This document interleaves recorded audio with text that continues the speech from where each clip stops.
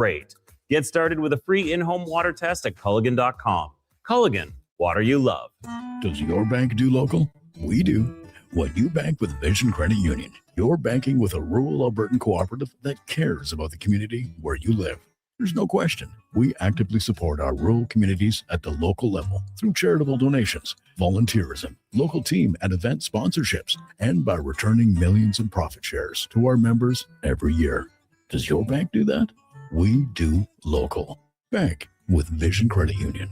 VisionCU.ca.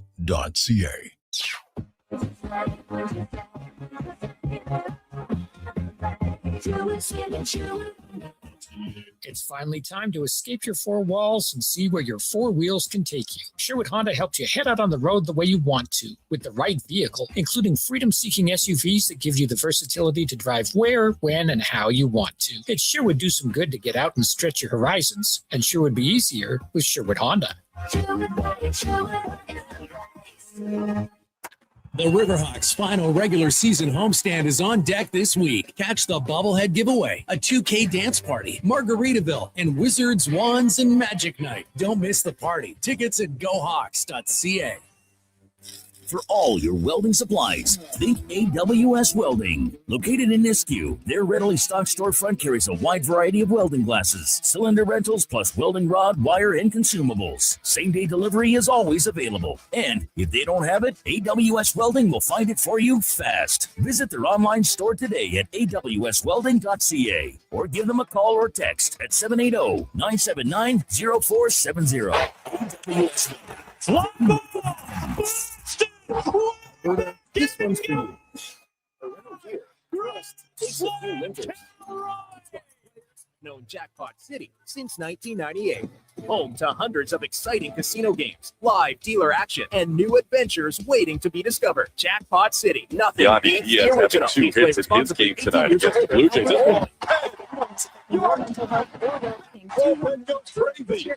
Call or text 211 or visit ab.211. Yanni Diaz having 2 hits in his game tonight against the Blue Jays. Vision Credit Union's annual photo contest is back. We're asking you to show us the people, places, and moments that made you glad you chose this rural life. Well, it's the view from your farm. Swing a high fly ball left field. This is deep. Back it goes. Yes, sir. It's in the air. Home run. Is a choice worth celebrating. Enter and vote. NHLer.ca. It's cone season at McDonald's, which means vanilla cones are $1 each.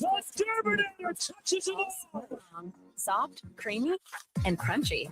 For just $1 each plus tax, exclusively in the McDonald's app. App download and registration required at participating McDonald's in Canada. When I met you in the summer.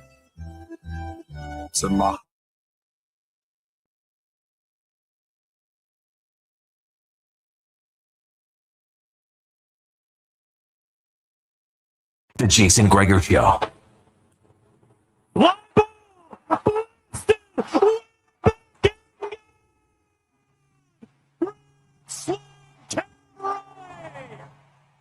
On Sports 1440. Tonight against the Blue Jays. Towards the bullpen, get ready. It's all the back of the bullpen. Back-to-back home runs. He's 3 for 3 with 2 bombs. The bullpen goes crazy. Presented by PlayAlberta.ca, Alberta's only regulated online gambling website. Swinging a high fly ball left field. This is deep. Back it goes. Yes, sir. It's out of here. Home run.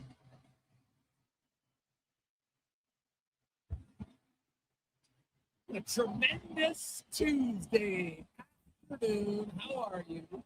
And welcome. The Terminator touches it all. Sports 1440. Sports1440.ca. YouTube, Facebook, X, Twitch, Instagram. Thanks as always for listening.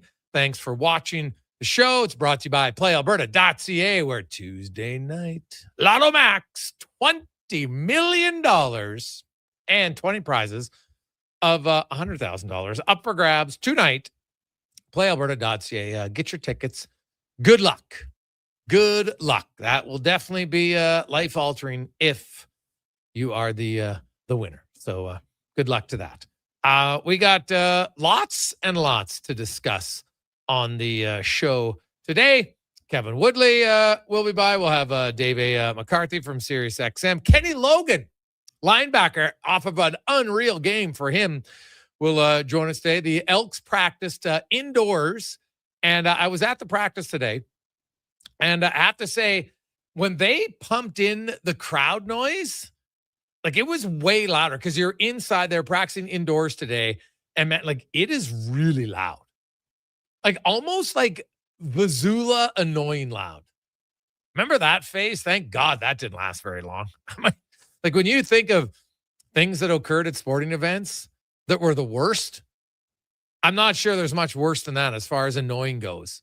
Like there's them and Jar Jar Binks as far as really annoying short parts of our timeline in society. And but the Vizula, oh my God, they were the worst. But man, I could not believe how loud it was indoors. So today was the one day where it's a full practice, and I was watching Ed Hervey as the GM, and he's watching practice, and today is one of those days where it's good because you see your team going at full speed, but GMs are always leery of a guy getting banged up, because I've seen lots of guys at day 3 during the week in practice.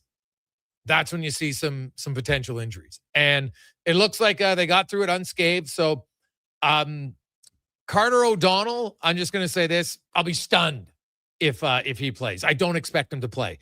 Didn't take part in any reps. Brett Boyko was the left guard today, and I'm going to guess you might see him. Now, they were rotating a few guys in, but when you look at it from, him and Cooper were rotating in, but when you look at it from a pure, roster alignment, it makes sense to have Boyko there. He's played there. He's played guard and tackle, and you talk to players, you're a little bit more protected at the guard position. Now, he's so tall, he'll have to have a lower pad level, no question.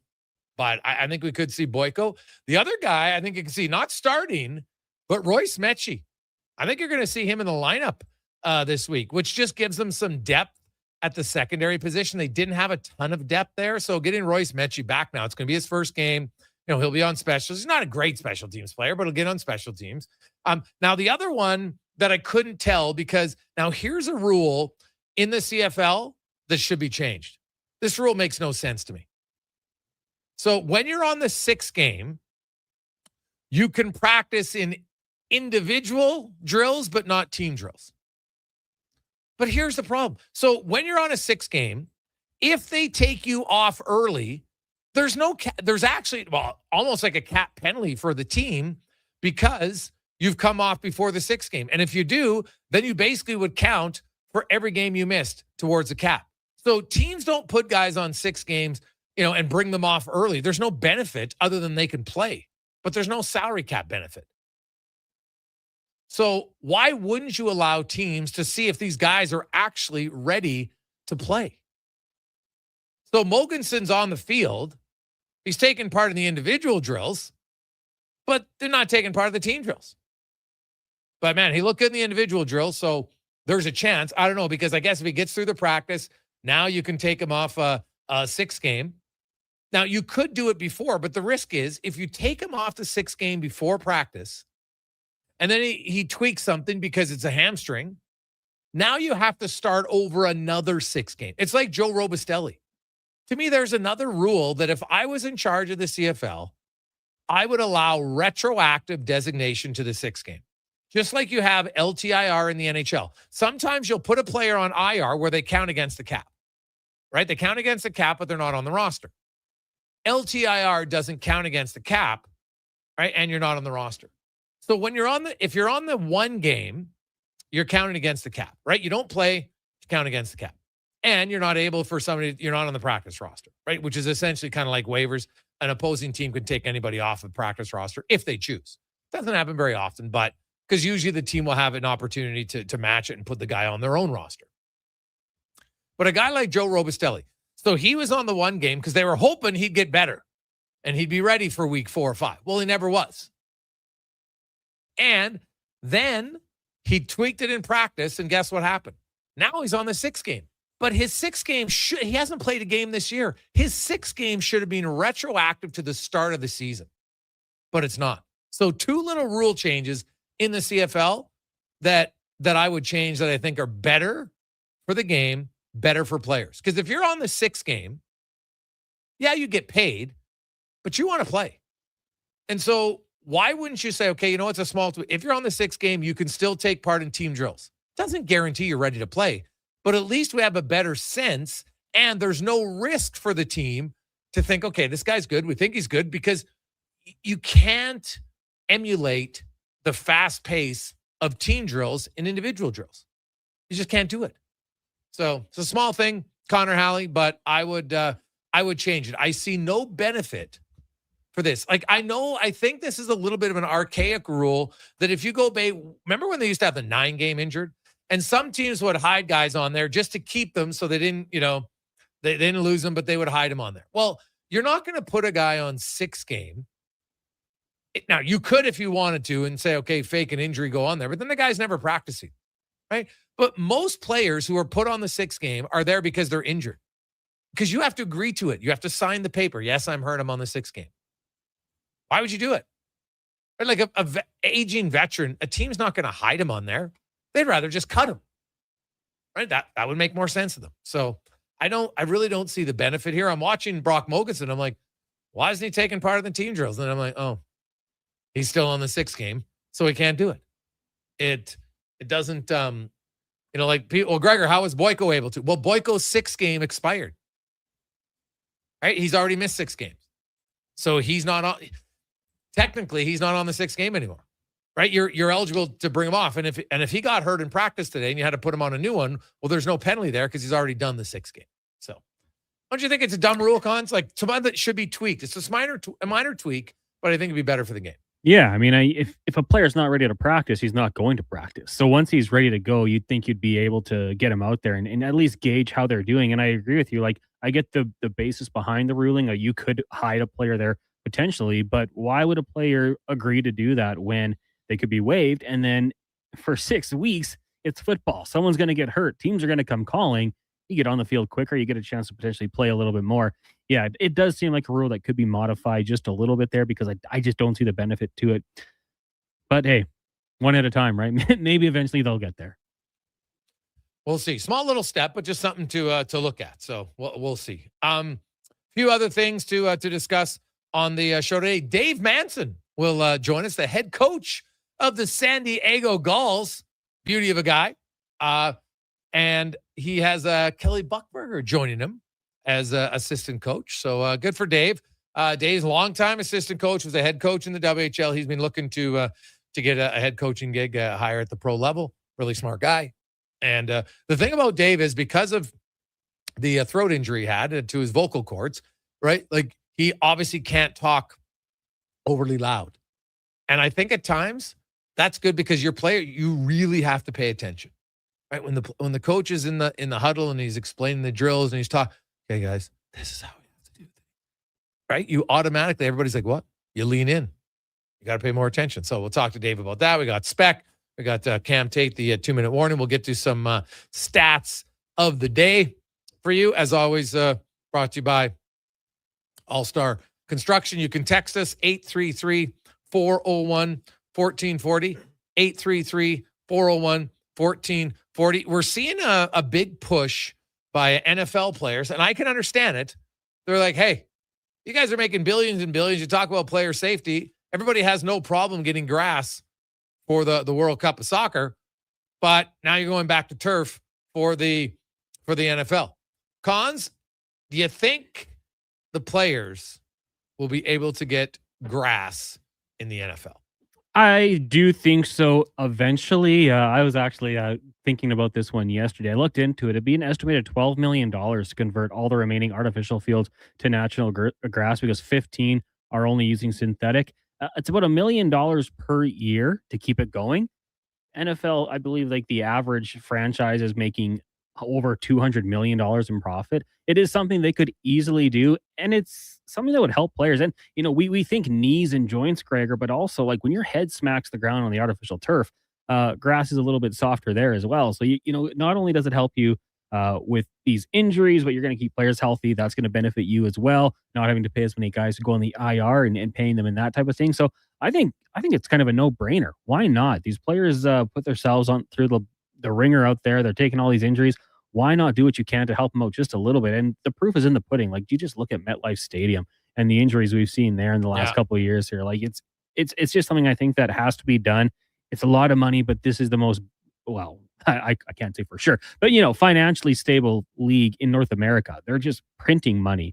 I don't see why you wouldn't do it. And then maybe, just maybe, that helps you bring in free agents as well, because they want to play half their season on the real grass. I think it's just a win-win situation. What's interesting, though, is pre-2022, the data supported the notion that players were worse off on turf. Data collected between 2012 and 2018 showed a 28% higher rate of non-contact lower extremity injuries on artificial turf. However, nearing at the end of 2021, the now NFLPA said it was an anomaly, and it was, because they had it for one short stint there between 20 and 21, where it was almost equal. But then they reverted back to the prior norms in 2022. So the owners are like, see, the turf is working. Then they're like, no, that's an outlier. And it turned out that indeed it was. So, the problem is you're not getting concise agreement on this, right? There's a higher incidence of injuries on turf and higher likelihood of those injuries being season ending.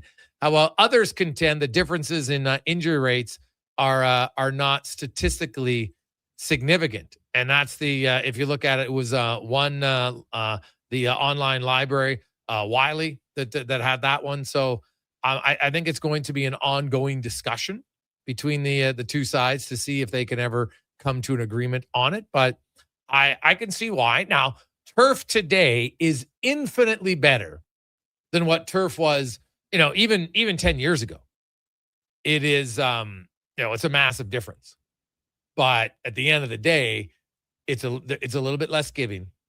And, when you have such a short career average for the majority of players, I get why for some guys, like, that's the difference between an extra contract and suddenly my career ending in year 3. So I could see why you would look at doing that. So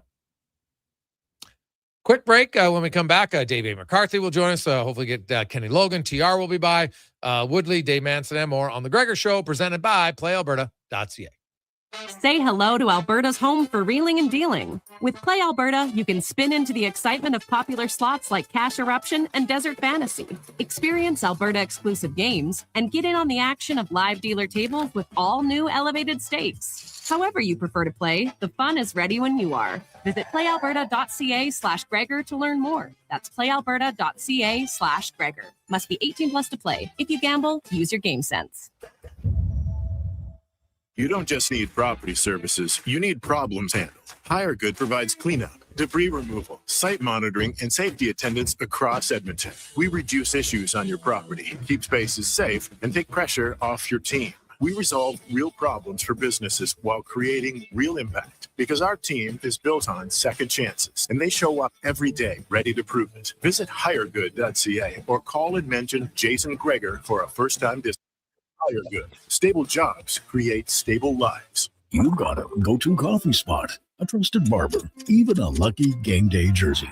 But when it's about looking your absolute best, there's only one name you need: Mr. Dirk. Family run since 1939, we're experts in crafting impeccable tailor-made suits and offering a wide variety of everyday styles. Pair that with personalized one-on-one fittings and the convenience of on-site tailoring. Mr. Dirk elevates your style game. Visit our Edmonton store or explore MrDirk.com. Score big on style with Mr. Dirk.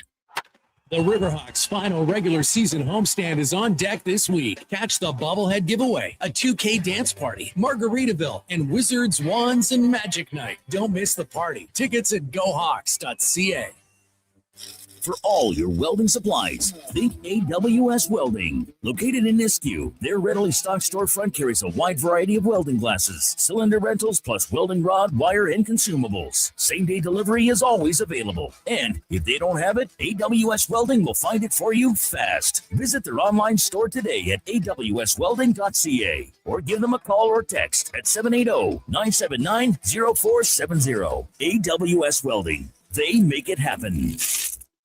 Novo Blinds is your home ice advantage for window coverings. Edmonton's own custom manufacturer with over 300 five-star reviews from homeowners, builders, and commercial contractors. Book a free in-home consultation at novoblinds.ca. Scott McGilvery here, HGTV host and renovation expert. The one upgrade I know homeowners will love: better, fresher Culligan water straight from the tap.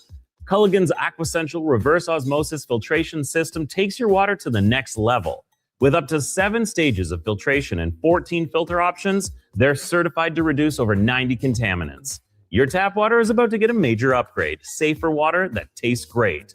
Get started with a free in-home water test at Culligan.com. Culligan, water you love. Does your bank do local? We do. When you bank with Vision Credit Union, you're banking with a rural Albertan cooperative that cares about the community where you live. There's no question. We actively support our rural communities at the local level through charitable donations, volunteerism, local team and event sponsorships, and by returning millions in profit shares to our members every year. Does your bank do that? We do local. Bank with Vision Credit Union. VisionCU.ca.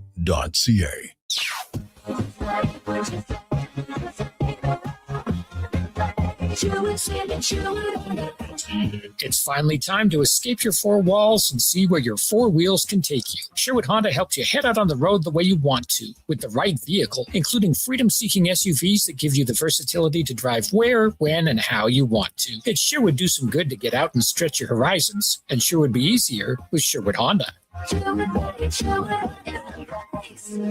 Here's what you need to know about Lux Windows. We work hard. We come in early, we stay late, we go above and beyond, and then we go a little further. Not for awards or a pat on the back. We work hard so that choosing our windows and doors is an easy decision for you. It's the Alberta way. It's the Lux way. Everything we are is windows and doors. A company born and bred and made in Alberta. The Sherwood Park Highland Gathering is this Saturday and Sunday at Broadmoor Lake Park, featuring live pipes and drums, bands, Highland dancing, heavy games, and sheep and duck herding, plus food trucks, beer gardens, British car display, and the Celtic Marketplace. Tickets at sphg.ca. Not sure where to turn? Remember 211, the number to contact for mental health, addiction, and community supports. It's free, confidential, and available 24/7. 211 Alberta. One number, countless connections. A message from the government. Portions of this hour brought to you by CanTorque, made in Canada, made for Canada, where extreme isn't theoretical. Find your solution at CanTorque.com. The Jason Gregor Show, the best of Edmonton sports talk. The Jason Gregor Show, the best of Edmonton sports talk and beyond. This is Sports 1440. Presented by PlayAlberta.ca, Alberta's only regulated online gambling website.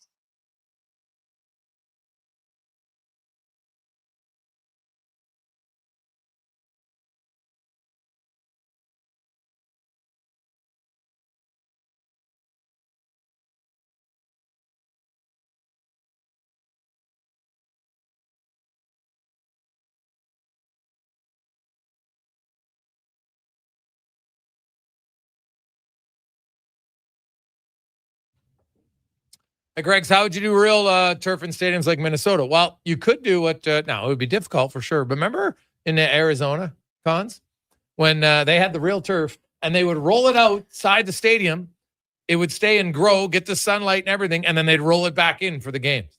It's wild. So, you know what? If the amount of money that these teams have, if there's a will, there's a way to do it. So you could definitely do it. Even in a place like Minnesota, probably wouldn't be as easy, but you definitely could do it if need be. So we'll see. It is the Gregor Show presented by PlayAlberta.ca. Welcome back. Hope you're having a lovely day. I have to say, man, I'm a pretty sound sleeper. but I actually got woke up by the rain last night. First time ever in my life. I could not believe. I'm like, what is that noise? And I get up and I go to my deck, even took a video of it. I was just like coming down literally in sheets. And I'm like, where are we? We don't get rain. Like, obviously you'll get heavy rains at times here, but nothing like this has been one of the craziest, heaviest rains seasons for the last 6 weeks that I can ever remember. It was wild. Absolutely wild. Like on my deck, just the sheets coming down. I was like, this is crazy. Can't recall seeing that as frequent as they have here in the last 6 weeks. So once again, our thoughts are for all of those. Hopefully flooded basements are not on your bingo card right now. Flooded fields, probably don't have as much of a choice on that, but it's been a crazy, crazy weather. Let's get to Around the NHL, brought to you by McDonald's. And you're a little stressed. Well, hey, $5 McValue meals. The McMuffin meal, the McDouble small meal, and you can get a $1 cone through the McDonald's app. Only at McDonald's. Dave A. McCarthy from Sirius XM. Well, we got a lot of rain. They got a lot of heat and smoke. Etobicoke. Davey, how you doing, my man? Well, the smoke has passed. That's the good news that I can report. However, it is continuing to rain in my part of Etobicoke. So much so that I am pool sitting for my neighbor this week, and I was going to do this afternoon's appearance from the pool. However, it is pouring to the extent now where it would be unsafe to remain in said pool, so I am inside. So when you're watching the pool, are you having a pool party? I don't know if my neighbor's listening right now. No, well, yeah, he's not. He's on holiday. He might. He really enjoys what I have to say. I can tell you that from the amount of stop and chats we have on the sides of the house, right? He's a big sports guy, so he might be listening. I don't know. No, I just monitor the pool, make sure the water level's staying where it should, and nothing's clogging the filtration device. All right. Okay. Well, there you go. Well, you at least got to test it out, make sure it's working. You never know what could happen, right? Exactly. Kind of have to do that. Here we are, and we're in the week where arbitration hearings are coming to, Jet Greaves. We saw his number 2.8 to the team 7.5, which is, there's strategy involved in that. I understand. I don't really take it too serious. Doesn't mean that they can't come to an agreement. But the Jason Robertson hearing is on Saturday scheduled. Mm-hmm. So Dave, what has been probably the longest contract negotiation that I can recall for a player here, because really it's been since July 1st last year. Mm-hmm. And even at the draft, they were talking about it before the final year of his deal. And he went out and he produced big time. So he's getting a significant raise, whether it's arbitration, whether it's an agreement between the two clubs, whatever it is. But I kind of sense that the Jason Robertson, when that deal's done, that's going to kind of open up a little bit of a second season here, because there's still potential. People think maybe they're going to trade him, maybe not. If a team knows the number and the term, well, that could rectify things. Maybe other teams will look elsewhere. Do you think that Jason Robertson is a little bit of a trickle-down effect to other moves starting once that deal is done, either way? Yeah, I do. I do. You have a guy of that ability, and he did deliver this year. There's no denying that. His numbers, you couldn't have asked for a better season than Jason Robertson put forward. And so he wants to get paid. That's understandable.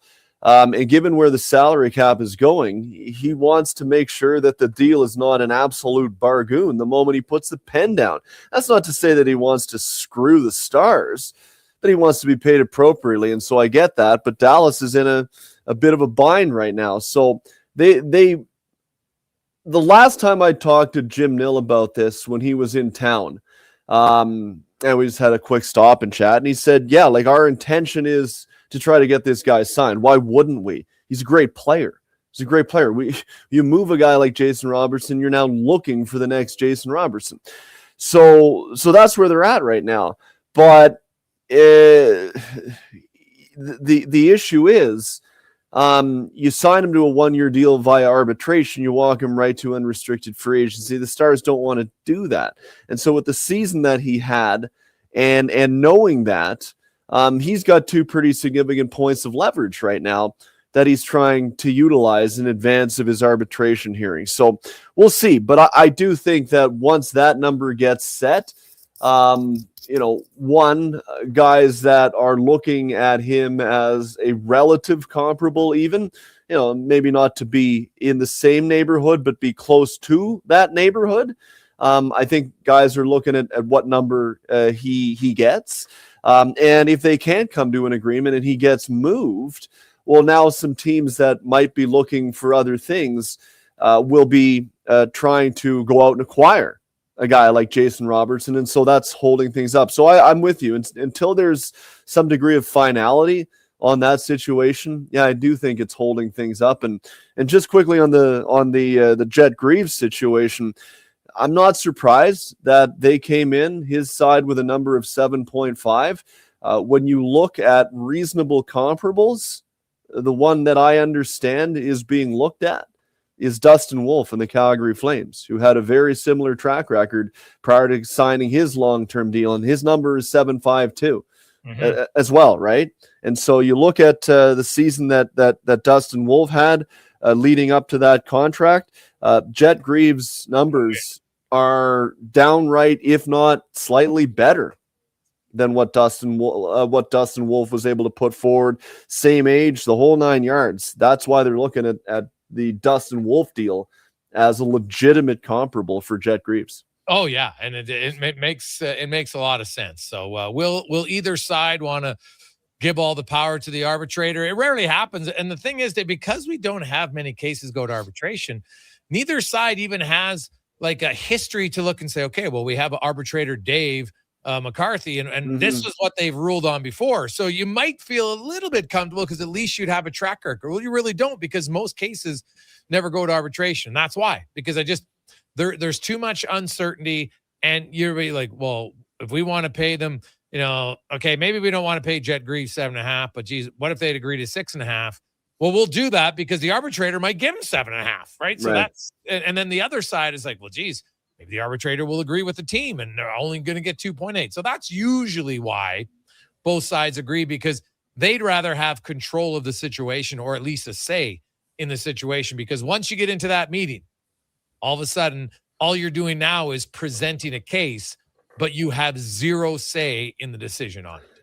Yeah, I mean, it really is like a legal process. And as you quite rightly pointed out, Jason, if you're not in an arbitration situation, if you're in a literal litigation situation, you're often looking at which judge am I before and what decisions do they tend to make, which sides do they tend to lean on certain similar issues. And that's what you'd be doing here in an arbitration situation. But you're right, there is very little past history to draw on there. The interesting thing to point out about hockey arbitration, as not telling you, but in case listeners are not aware, right? Like, you don't have to pick one or the other. You can have the arbitrator come to an agreement, and they often do. Now, in this case, if they arrive at a 1-year agreement at like 4.8, it wouldn't shock me at all. But in baseball, right, you got to pick one or the other. So there's even less control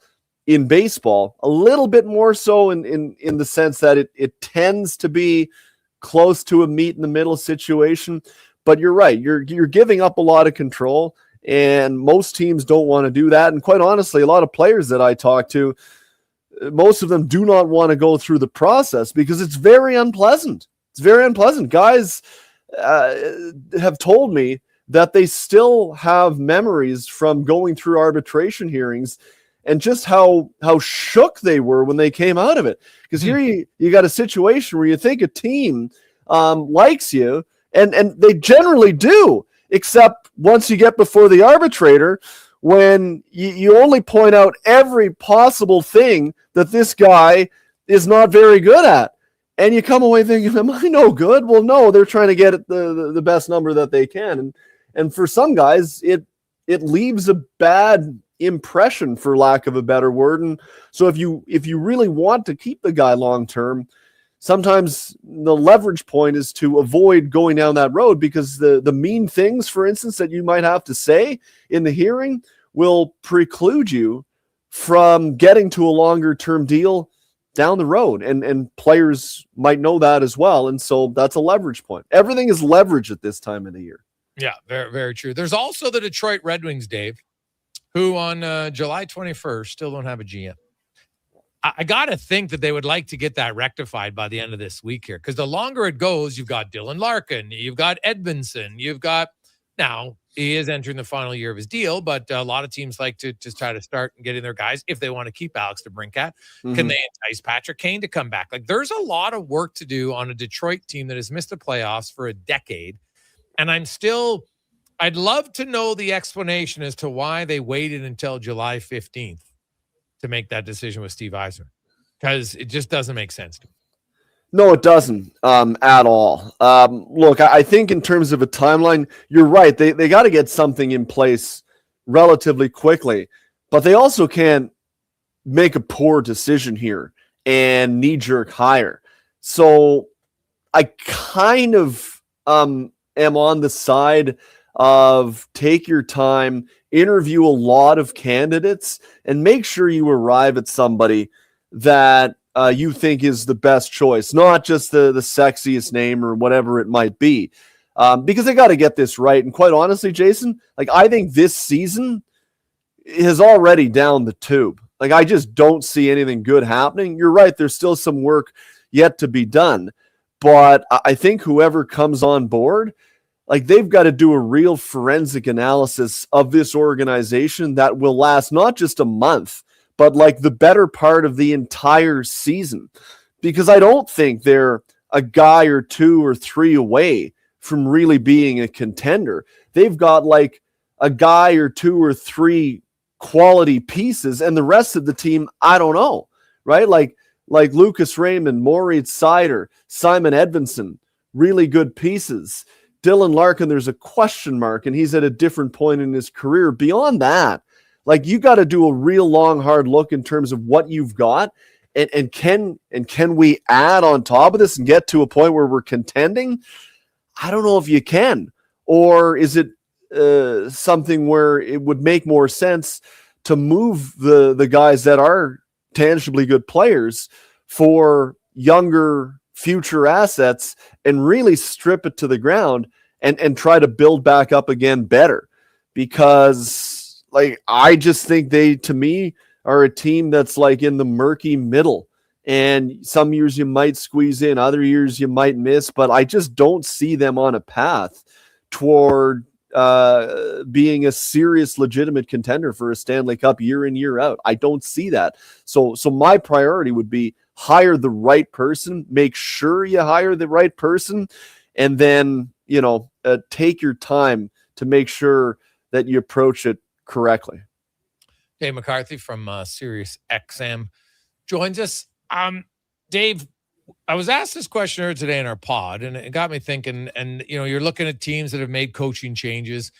And a lot of times everyone's like, oh, which coach do you think is on the hot seat? And, that's always fine. But I have a different question for you. When you look at the NHL head coaches, and I look at kind of a significant amount of ones who are new head coaches, right? Like, who just started, which includes Babcock, Hiller, Ryan Craig in Vegas, Peter Laviolette, Manny Malhotra. I'm going to include Pete DeBoer because he only coached 4 games for the New York Islanders, right? Those are all the new coaches. Which one do you think has the biggest impact on their team, and why? That's a very good question. Babcock, Hiller, Ryan Craig, Vegas, Peter Laviolette, Kings, Manny Malhotra. So it's like the Pacific Division. Yeah. Vancouver, LA, Vegas, Edmonton, and then Toronto and the New York Islanders. Well, pretty much, it's a good question because you got to take a few things into account. Not just the coach themselves, but the position that the team is in. And so, you look at the Vancouver Canucks, for instance. I do not see them as a team that is ready to take a step. There's a lot of work there to be done. And so then you have to ask, well, what am I measuring impact on? Am I measuring it on, incremental improvement amongst some young individual players? Am I measuring it on a team that felt the need to make coaching change that now gets into the playoffs? Like, I don't think Vancouver's capable of doing that. Vegas went to, what was it, game 5, 6 of the Stanley Cup final? I forget. They went to the Stanley Cup final.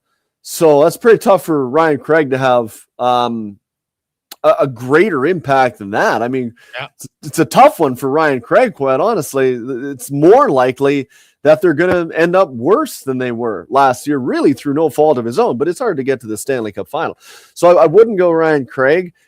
Jim Hiller, maybe, because I do like the moves that the Maple Leafs have made, but I'm going to say Mike Babcock in Edmonton. And the reason I say that, one, is because I think the Oilers are a much better team than we saw last year. They significantly underperformed. And my understanding, and I talked to a few people last week to be very close to the situation in Edmonton, was that the core is really on board with Mike Babcock taking over, and that they want to be pushed and that they want to be challenged.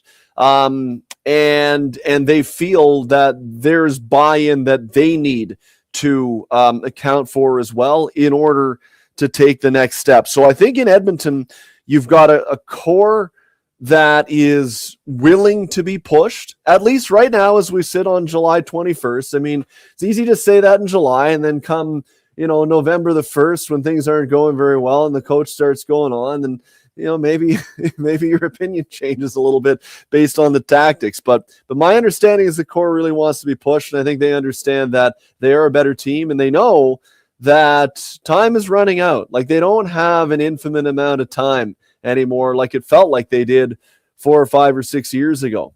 And so I think you've got a group that has an appetite to really listen, really buy in, really adhere to the tactics that are being put forward by Mike Babcock. And if there's one thing that he can do very well, he's a human being. He's not perfect, that is for sure. And he certainly struggles in certain areas when it comes to communication and motivation tactics and things that have not gone well in the past.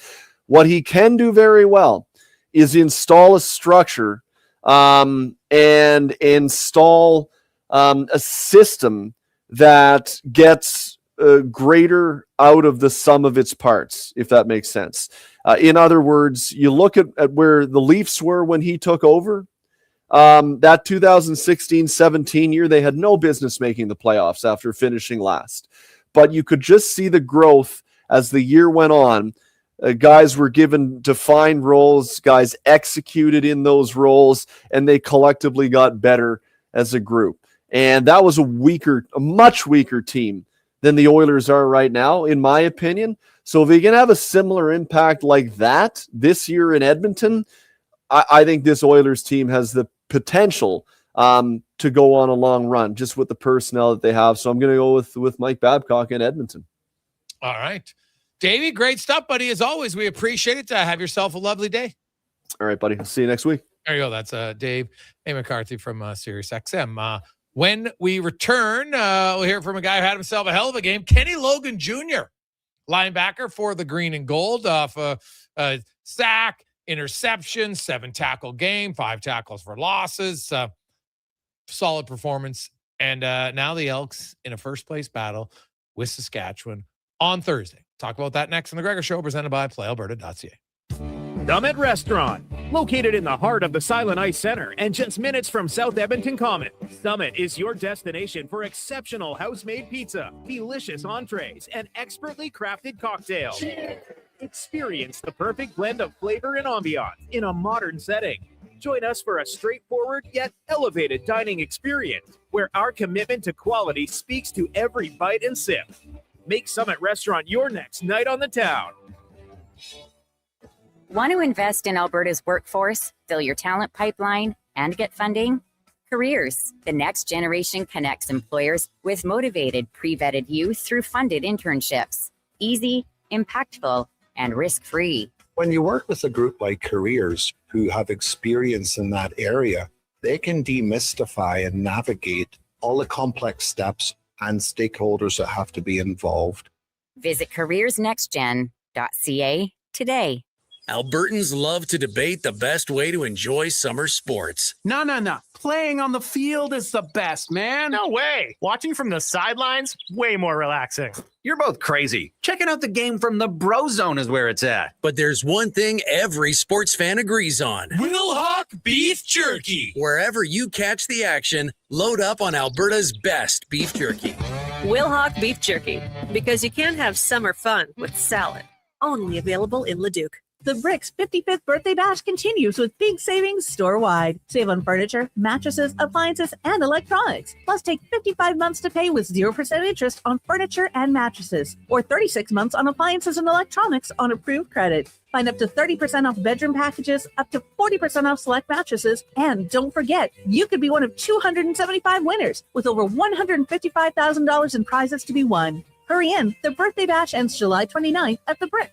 Saving you more. Yeah, it's me again. And if you're sidelined with a sports injury, you already know nothing's more frustrating than being told to just rest. At Leading Edge Physiotherapy, we get athletes moving sooner with our zero-gravity treadmills. You can run, train, and rebuild strength with up to 80% less body weight, so your injury heals while your confidence comes roaring back. When your sports injury's yelling, whisper back. LeadingEdgePhysio.com, because life shouldn't hurt. Need an excuse to upgrade your ride? Well, we got a few to share. Go Auto has over 18,000 new and used vehicles ready to test drive right now. With more than 70 locations, your perfect match could be closer than you think. A family-friendly SUV for soccer practice, a fuel-sipping commuter, or a hardworking truck that's ready for anything. Trusted brands and a team that's actually happy to help. Explore thousands of vehicles today at goauto.ca. Hey, hon, I'm getting expressions and images to frame my hockey card collection in the man cave. Perfect. I'll come with you and bring our wedding photos. For sports memorabilia and family treasures, think Expressions and Images, your local custom framer since 91. You name it, we frame it. Bashaw Concrete Products. From concrete and septic tanks to blocks, precast water pads, Jersey barriers and aggregates. Farmers, contractors, homeowners. Plan your next project at BashawConcrete.com. Family owned. Over 60 years pouring. Bashaw Concrete Products. Once again, start here. BashawConcrete.com. Your co-op grow team are your local experts because we live here too. Our agronomic specialists stay up to date with the latest research and technology to help support your entire farm operation. As your crops fill and mature, we're here to help you assess crop health, manage pre-harvest applications, and make informed decisions for a successful harvest. Co-op, we're all growing together. Here for your farm, here for your family. Talk to your co-op grow team today. You see it? Fusion Promo Marketing can make it. Fusion makes high-quality, memorable promotional products for businesses, sports teams, and corporate events. From vision to reality, get noticed and remembered. Fusion with a Z. Promomarketing.ca.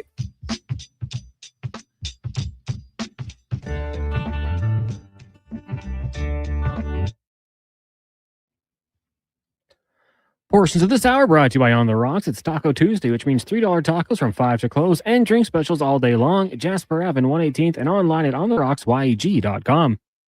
The Jason Gregor Show, the best of Edmonton sports talk and beyond. This is Sports 1440. Presented by PlayAlberta.ca, Alberta's only regulated online gambling website.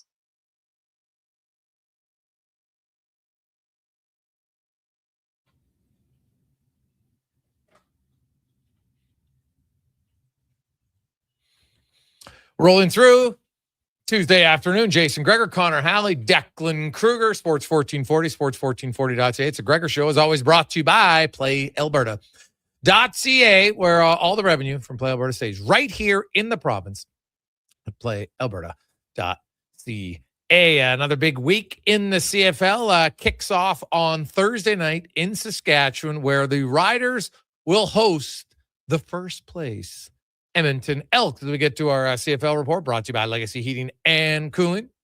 Home and home payments, no interest for 1 year on your AC or your furnace. Bundle them together, save even more at legacyheating.ca. And our next guest, of course, very instrumental, had himself a whale of a game in their victory over the BC Lions. Had an interception, had a sack, had 7 tackles.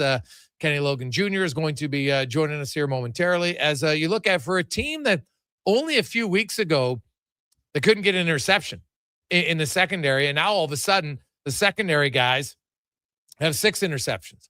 Now, Logan Jr. is technically a linebacker, but, as the Sam plays a little bit as a cover guy, he's got one.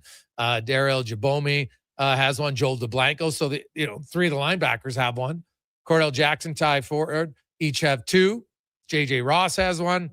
Jalen Garnes has one. Kobe Williams is really the only secondary guy without one. Even number 97 got in there with an interception of his own, Mr. Meyer, last week for the green and gold. So defensively, they are atop the league when it comes to takeaways with 21, and entering his second season with the green and gold. And you look at Logan, and you see just the experience across the board in their secondary, how much different it is. Just their whole middle linebackers to outside linebackers, secondary. They're infinitely more aggressive. Now, I know they're going, when they were doing Skelly today indoors, and it was, the Elks second string offense, at times third string offense, going up against the number 1 defense. And you're running a lot of the routes that Saskatchewan will run. Obviously different players. But the Elks defense today were dominating. In the time that I was watching most of it, is having conversation, 4 interceptions. And there was a lot of hooting and hollering. And I would say today that the defense definitely won in those opportunities. Now, when they went mano a mano, number 1 versus number 1, they also had an interception there too. So it was a positive day for the Elks. And I'm looking forward to seeing now. It's going to be a hostile environment for sure. I would think it's going to be an emotional game for the Riders after what transpired this past weekend, death of one of their teammates in a car accident where it looks like obviously he was at fault. And, that doesn't change it. There's frustration, there's sadness, there's grieving, there's anger for both families here involved in this crash. So I'll be curious because you play back to back. And so you wonder your emotional, does it spike this weekend or this Thursday in Saskatchewan and they have a great game, but then there's really maybe just like a afterwards, right? Because there's going to be the funeral and everything else. So it will be interesting to kind of see, I think, how it plays out here for the Riders and the Elks as they play back to back, which is, looking forward to it. It'll be,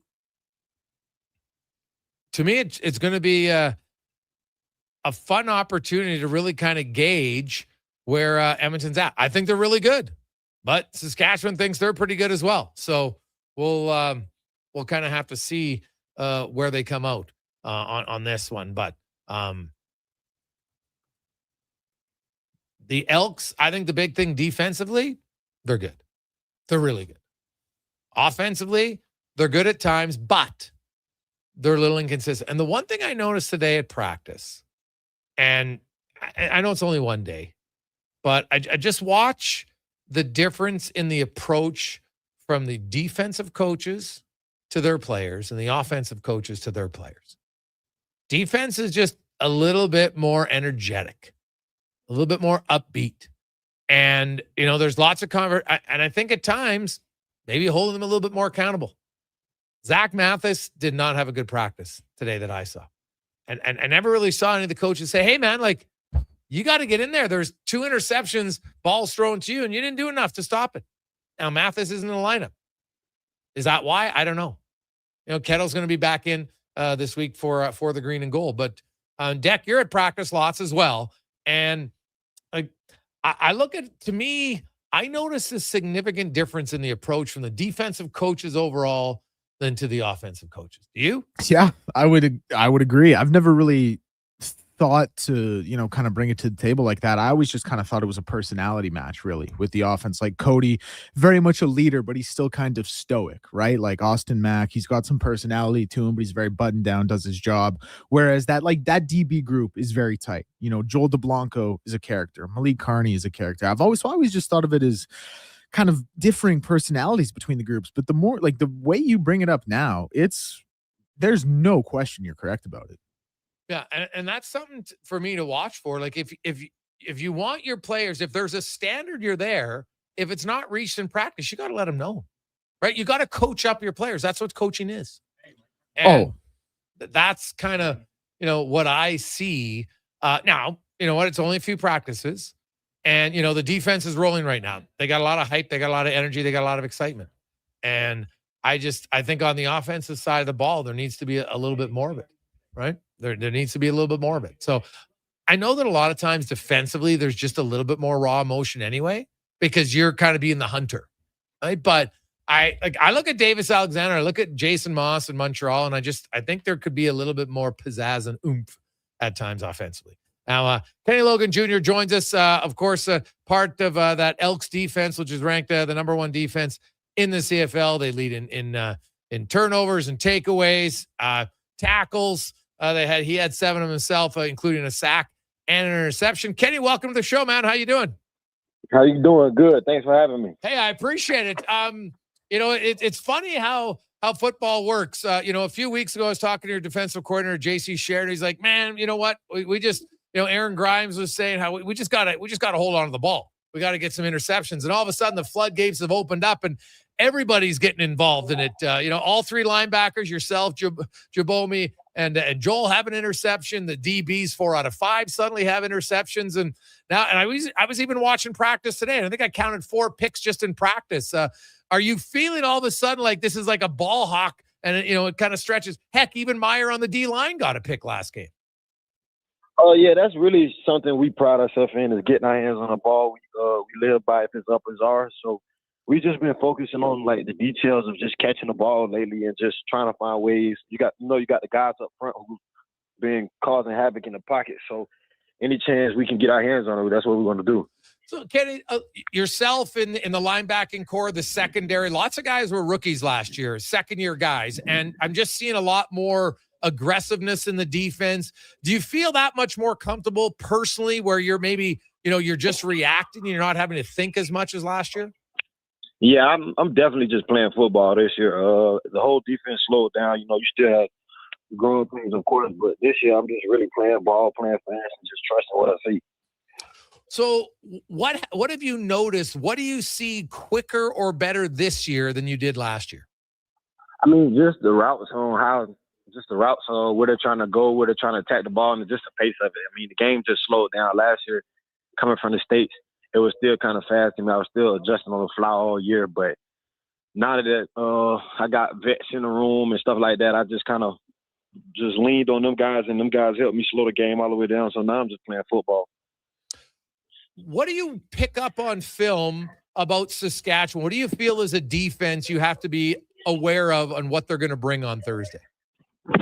That's a physical group, so we just got to make sure we bring our A game, even if that's his run, screen game, or anything like that. Those guys are physical over there. That's a great offensive core, so we just got to make sure we're doing everything in our part to be in the right position and capitalize when things come our way. Physical has been something your defense, your defensive coordinators kind of challenge. Hey, guys, we want to bring violence to the game on the defensive side, obviously within the rules, of course.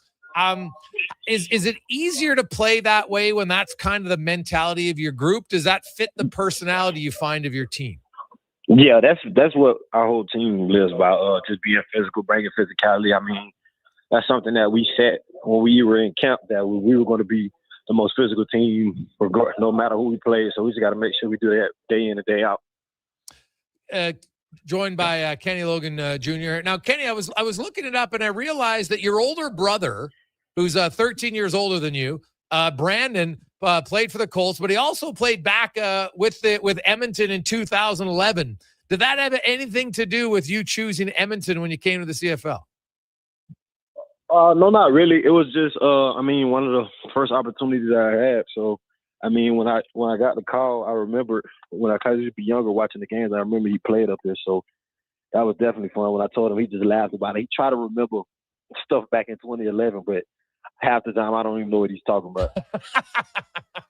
No, well, that's good. So when you look at kind of adjusting to the league here, and you said, hey, coming up from the U.S., obviously there's an extra guy on the field, right? There's lots more motion. You know, for you as a cover guy, and but also plays up in the box. What did you find was the hardest part to transition to the CFL game when you first came here? I mean, just the speed and getting used to the field. The field was crazy big, so just the 2 play down, it was happening so fast. So you had to make sure you were really in shape to keep going all game. Did you have to? So did you change kind of how you trained in the off season this year so you'd be better? Yeah, I trained with my brother. My brother, he like my childhood friend I grew up with. I trained with him in the off season. We were down in Miami, so we were on hills. Him and his other teammate that he played with for the Patriots. So I was down there with those guys. They pushed me and I pushed them, but I felt like I was in the best shape. I'm in the best shape this year.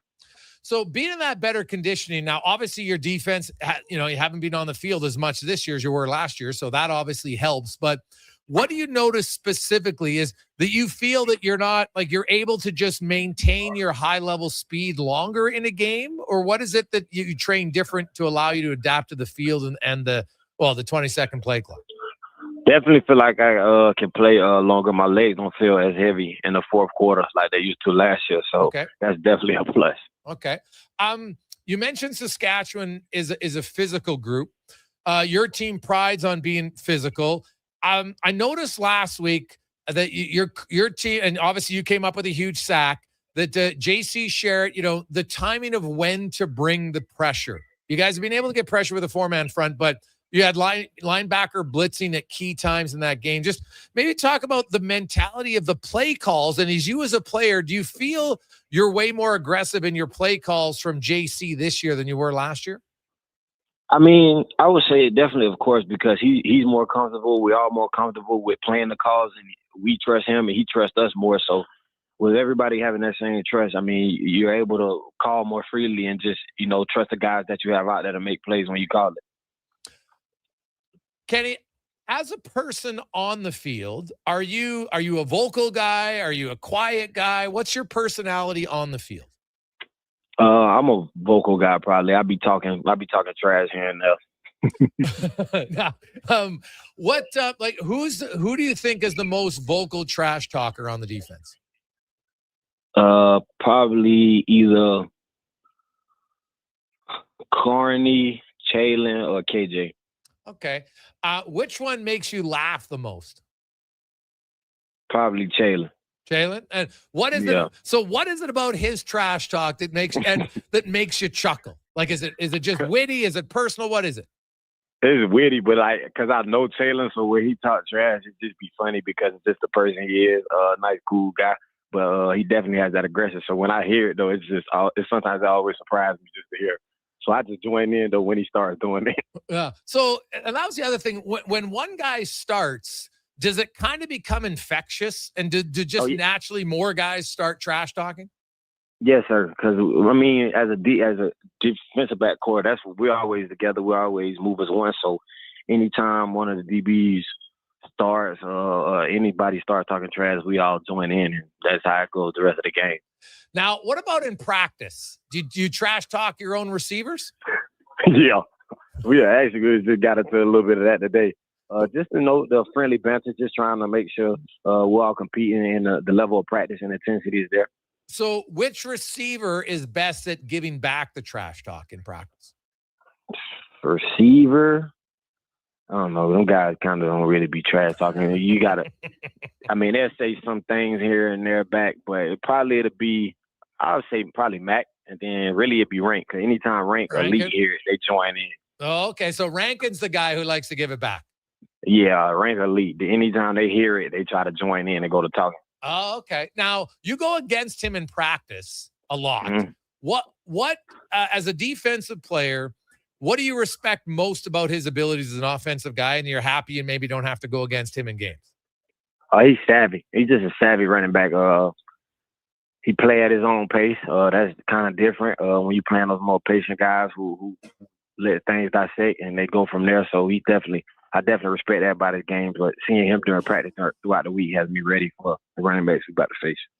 And lastly, Kenny, a unique situation this week going into Saskatchewan. Obviously, Jaden Dahlke passed away in a car crash this week for Saskatchewan. What are you kind of expecting from your opponents as far as, just heightened emotion in this game because of them losing one of their teammates? I mean, definitely a sad loss for those guys. Sending condolences for sure. But, I mean, it's going to be emotions in the game regardless. We're both two high-powered teams, but I know they're going to be playing with a little bit of an edge or so, and rightfully so. But we got to make sure we bring our A game also. Well, Kenny, always good to catch up with you, man. Continued success this season, and good luck Thursday in Saskatchewan. All right, thank you. There you go. That's Sam linebacker for the Green and Gold. Kenny Logan Jr., fresh off a great week for him. 7 tackles, 1 pick, 1 sack. What makes Edmonton's defense so dominant right now is that, you got different guys showing up all the time.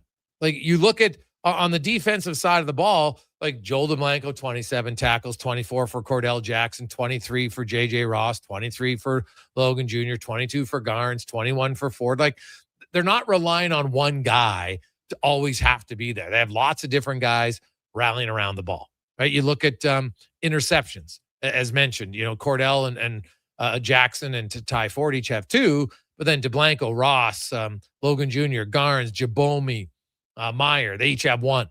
You look at quarterback sacks, which was something last year was a problem. Well, Noah Taylor leads him. He's got 3, and then they got a lot of other guys, Curtis, Williams, Fox, Carney, Smith, Brinkman, Joel DeBlanco and Logan Jr., each with 1. Now, they don't have a secondary sack yet. They don't blitz a ton from the secondary very often. And when they do, it's usually Kenny. The one guy's probably the best, I would say, is probably Cordell Jackson as a blitzer from the secondary. But that, trust me, they're talking about it.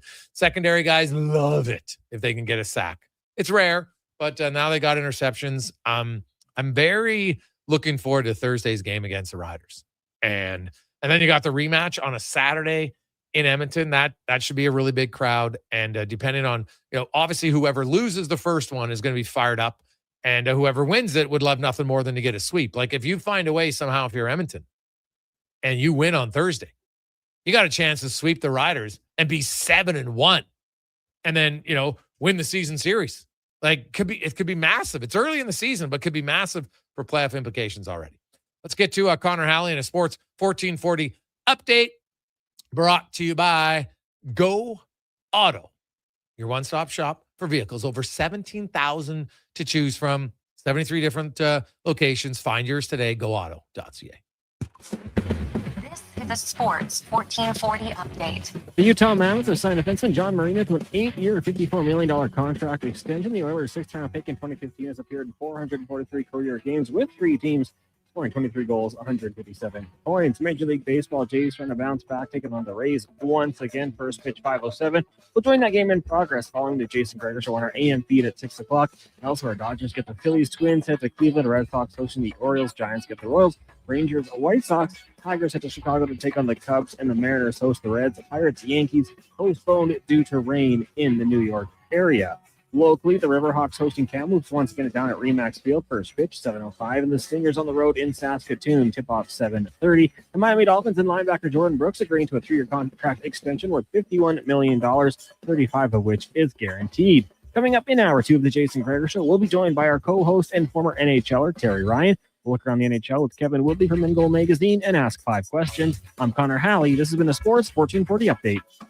It's Sports 1440, a Stingray radio station broadcasting on Treaty 6 territory. Download the free iHeartRadio app and listen to CKJR wherever you go. Are you a skilled laborer? All Star Construction wants to talk to you.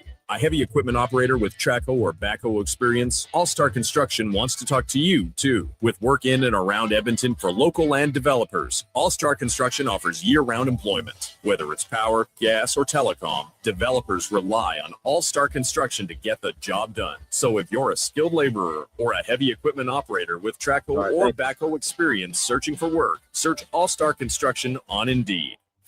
Your weekend hotspot is at On the Rocks. Party with Edmonton's best bands every Friday, Saturday, and Sunday. And we got them all. From the Varkels to Tallboy, Radioactive, Curves, the Brute Squad, Morningwood, Roxilla, Punch Buggy, and more. Plus, the guy who keeps the party going every weekend. DJ Kenny K on the ones and twos, live. Get ready to have a good time this weekend. Your bar, your party. You're On the Rocks. On the Rocks. Jasper Ave and 118th. Oodle Noodle origin. In 1864, Francis Oodle took over his dying father's business as a leatherman. He was quite proficient, but his heart was never truly in the trade. After his father's death, Oodle met a cocksure young man named Vladimir Nudell, who was a trailblazer in the popular new art of food boxes. They formed a partnership and aimed to apply their trade in the new world. At Ellis Island, Nudell was renamed David Bluth, and henceforth, the franchise has been known as Oodle Noodle. When your project can't afford downtime, call Japa Equipment Rentals. From excavators and wheel loaders to compaction equipment, Japa has the machines you need. Trusted since 1972. Visit japaequipment.com or stop our Edmonton or Calgary locations. Hi, Mike here from Northgate Chevrolet Buick GMC. Car shopping sucks. That's right. Going back and forth 100 times just to get a price. Give me your credit card for a test drive. What's all these extra fees? That sounds ridiculous. At Northgate, we do things a little differently. Good deals on new, pre-owned vehicles, good people, and a great selection. Stop in and see us today, 13215 97th Street, or visit us online at northgategm.com. You're in Northgate country. Thinking of growing your business? In partnership with Prairie's Can, the Alberta Chambers of Commerce is helping businesses explore new opportunities, new markets, and build connections through organized trade missions across Canada. Find the right mission for you at abchamber.ca/trade missions. It's dollar drink summer at McDonald's. Sip on a refreshing small fountain drink or a small iced coffee for just $1 each plus tax, all summer long. Only at McDonald's. Excludes flavored and cloud iced coffees. At participating Canadian restaurants. Taxes extra. Prices exclude delivery.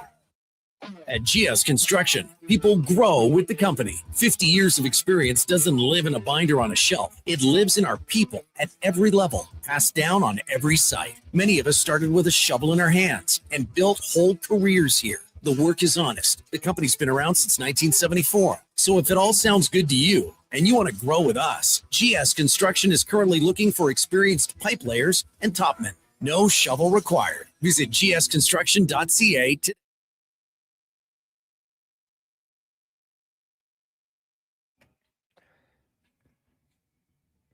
Portions of this hour brought to you by the Nation Golf Tournament, Friday, August 28th, 2026 at Millwoods Golf Course. Golf, drinks, swag, food, and fun. Every swing supports Gregor's grads and help graduates shine on graduation day. Sign up at nationgear.ca before it sells out. The Jason Gregor Show, the best of Edmonton sports talk and beyond. This is Sports 1440. Presented by PlayAlberta.ca, Alberta's only regulated online gambling website.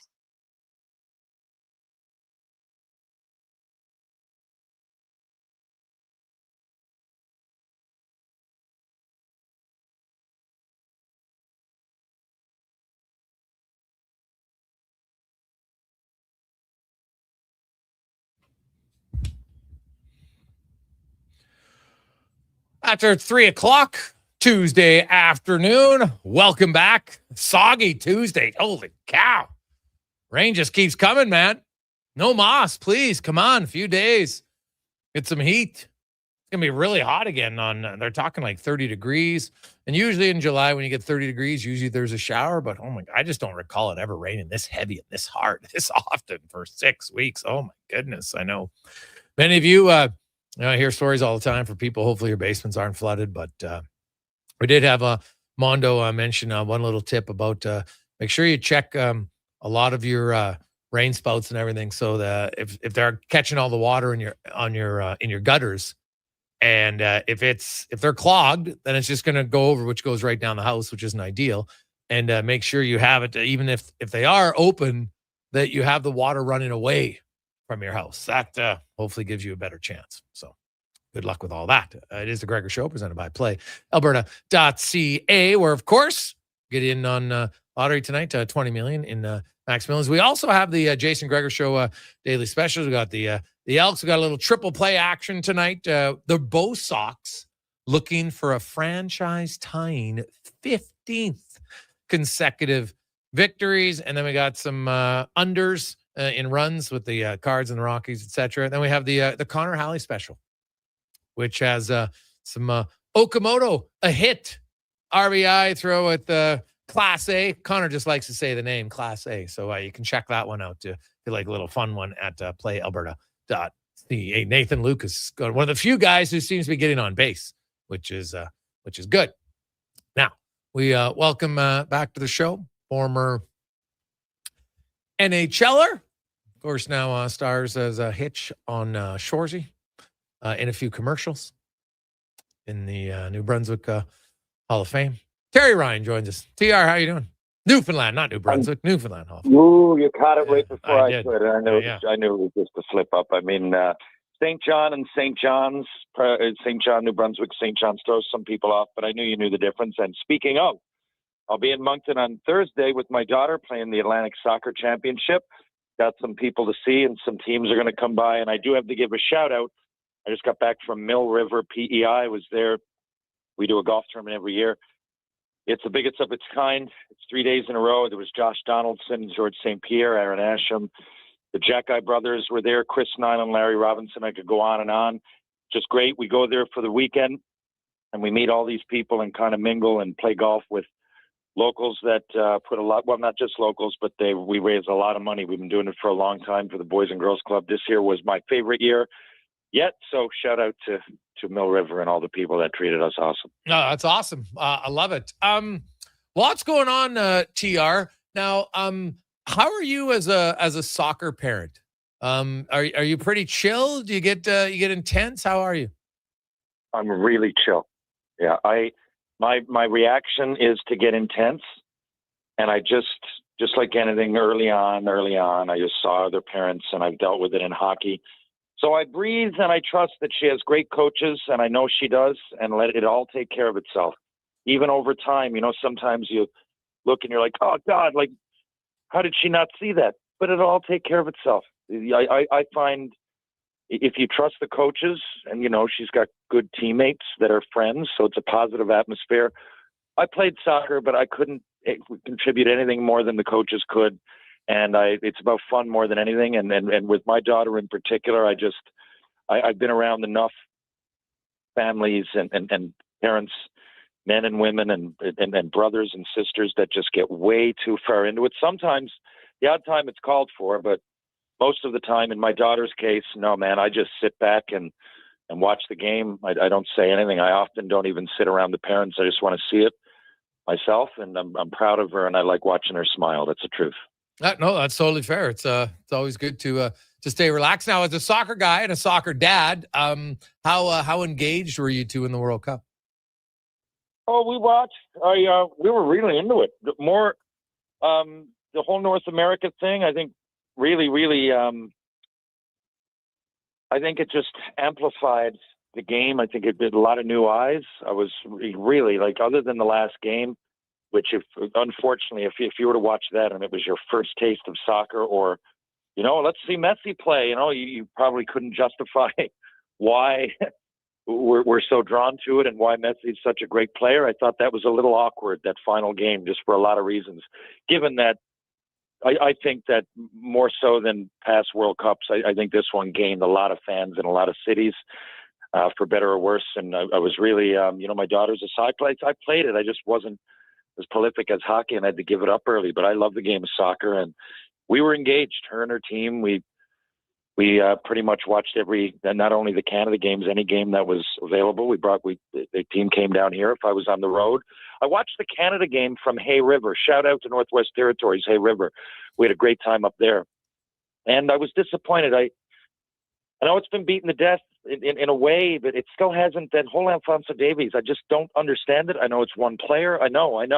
And who am I to sit here from, years past my playing days and criticize? But I know you didn't ask me this, but I am bewildered. Someone talk more about it. Could he have gone out there and played? Because to me, that's the biggest game of all time. Well, he's saving it for what? You got millions of dollars made. Now, if that's not it, then the coach, give us, were you guys communicating? Because what are you telling us? And then you're hiding guys. I just didn't. I thought that was all handled really, really poorly. Whatever the hell happened, he didn't play. We were led to believe he was going to play. Why are you on the team and taking someone's spot? So I don't see any way that situation doesn't stink. But other than that, I thought it was awesome. And that doesn't speak for Canada. I thought they played with so much heart and soul. I had cold shivers, man, watching them. I know they lost 3-0 but they made strides this year. We were talking about a team that scored their first goal ever in the World Cup recently, 4 years ago. So we were on pins and needles. Absolutely loved it. Yeah. Oh, it was great. And, Canada, obviously being one of the co-host countries, you get a little bit more of a favorable draw.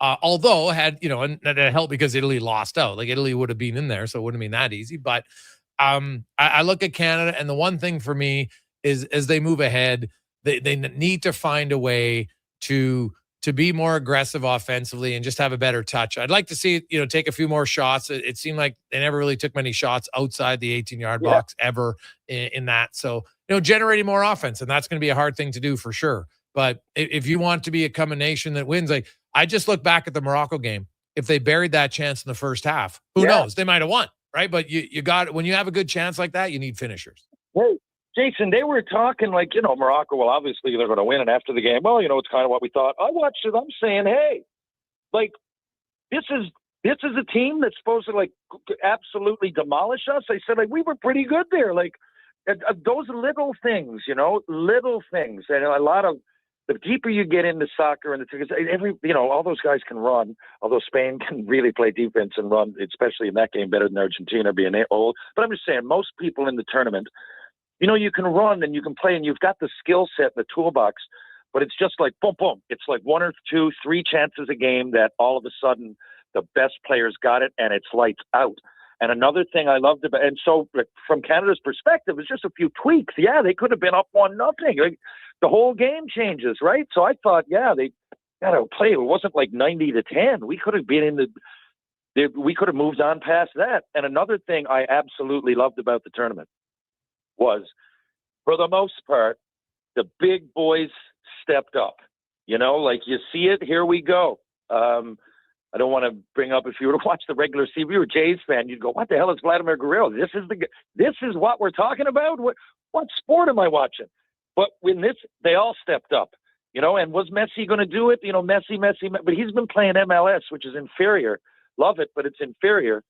I was thinking, I know a lot of other people, like, what's going to happen here when he plays against, the best in the world again? But he didn't miss a, he changed his game a little bit, took more rests out there while he was playing, but that's just a wily veteran changing the game like a pitcher who develops a grease ball. I thought, I really thought that the entertainers entertained. All the cities did a fantastic job of hosting. I mean, all those millions and millions of people coming together in all of these cities each and every day of the last 6 weeks. And, very little in the way of violence or anything. I mean, I really, and soccer's kind of known for that, the hooliganism, but, that's, I think, specific to each place. I thought it was just an absolute 10 out of 10, if not higher. There you go. Yeah, it was good. It was very good. We'll take a quick break. Kevin Woodley is going to join us next. Jason Gregor, Terry Ryan, Sports 1440, sports1440.ca. Here, it's a Gregor Show presented by PlayAlberta.ca. Say hello to Alberta's home for reeling and dealing. With Play Alberta, you can spin into the excitement of popular slots like Cash Eruption and Desert Fantasy. Experience Alberta-exclusive games and get in on the action of live dealer tables with all new elevated stakes. However you prefer to play, the fun is ready when you are. Visit playalberta.ca/Gregor to learn more. That's playalberta.ca/Gregor. Must be 18 plus to play. If you gamble, use your game sense. You've got a go-to coffee spot, a trusted barber, even a lucky game day jersey. But when it's about looking your absolute best, there's only one name you need, Mr. Dirk. Family run since 1939, we're experts in crafting impeccable tailor-made suits and offering a wide variety of everyday styles. Pair that with personalized one-on-one fittings and the convenience of on-site tailoring. Mr. Dirk, elevate your style game. Visit our Edmonton store or explore MrDirk.com. Score big on style with Mr. Dirk. The job isn't done until the last load is hauled, and having a semi-trailer out of commission is not an option.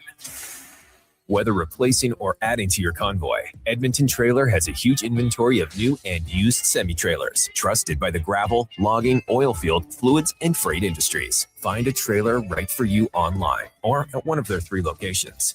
For sales, service, parts, rental, and finance, when you're in it for the long haul, Edmonton Trailer.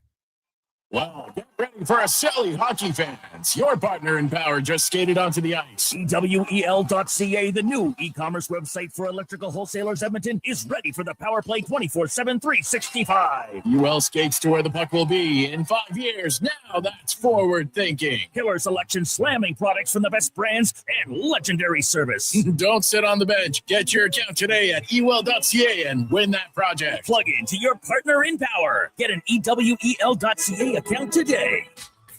Attention Alberta construction pros. For over 50 years, Japa Equipment Rentals has been your go-to for top-notch equipment and stellar service. Whether you need rentals or expert maintenance, we've got you covered. Stop by our Edmonton or Calgary locations today. Noodle, noodle, nood, noodle, nood, noodle, nood, noodle, noodle, nood. Noodle, noodle, nood, nood, nood, nood, noodle, nood, noodle, noodle, nood, noodle, nood, noodle, nood.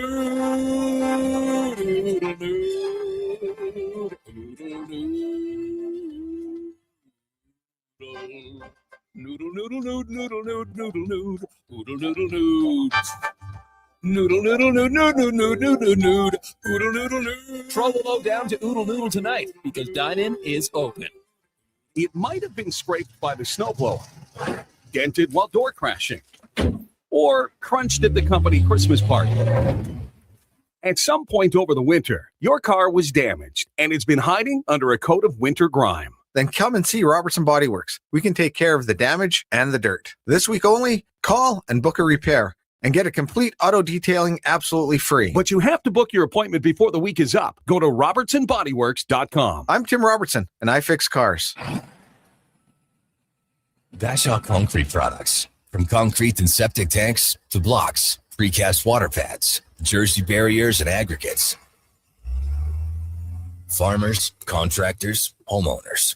Plan your next project at BashawConcrete.com. Family owned, over 60 years pouring. Bashaw Concrete Products. Once again, start here. BashawConcrete.com. Photographers, start your cameras. Vision Credit Union's annual photo contest is back. We're asking you to show us the people, places, and moments that made you glad you chose this rural life. Maybe it's the view from your farm, a walk down Main Street, neighbors pitching in, a weekend at the rodeo, or a sunset down a back road. Share your photo to show why life in rural Alberta is a choice worth celebrating. Enter and vote at whatsyourshare.ca.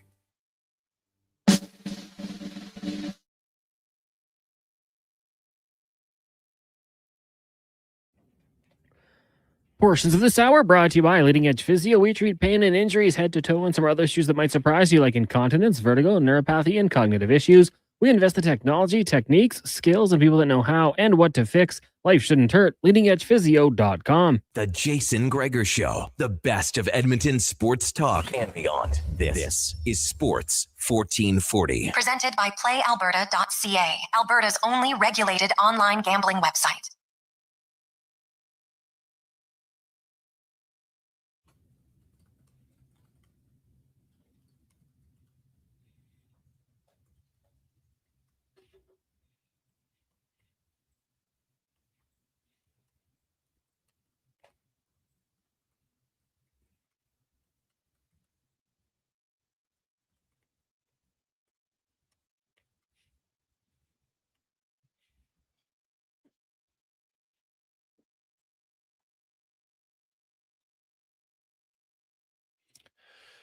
$325. Welcome back, Gregor, Hallie, Kruger, Terry Ryan with you. Sports 1440, sports1440.ca. YouTube, Facebook, X, Instagram. Thanks for listening. Thanks for watching the show. As always, we very much appreciate it, as it's time to get to our big guest of the day, brought to you by the Spruce Grove Saints. Now, of course, the Saints season kicks off in September, but looking for a hockey school, get your kids ready for their season, ages U9, U11, U13, and U16. You can sign up at sgsaints.ca for their Saints hockey school. As we welcome in from InGoal Magazine and NHL.com, Kevin Woodley to the show. As always, Woodley, how you doing, my man? I'm good, Jason. How are you? Oh, fantastic.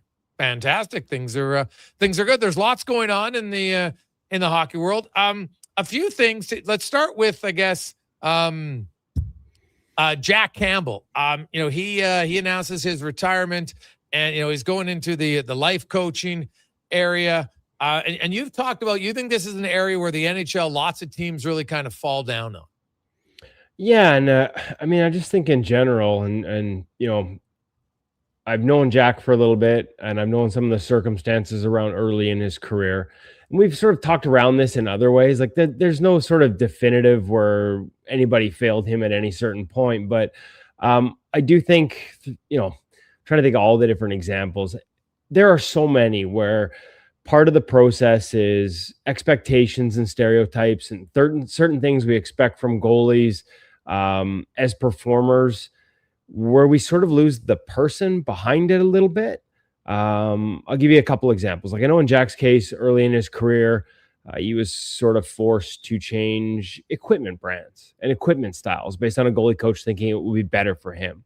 But a lot of sort of his identity was tied into a certain style of play and a previous brand that sort of fit that a little more. And there's an example where just not understanding the whole of a situation can lead a guy to something that you might think is a really small change can actually be a really big change. The concept of identity.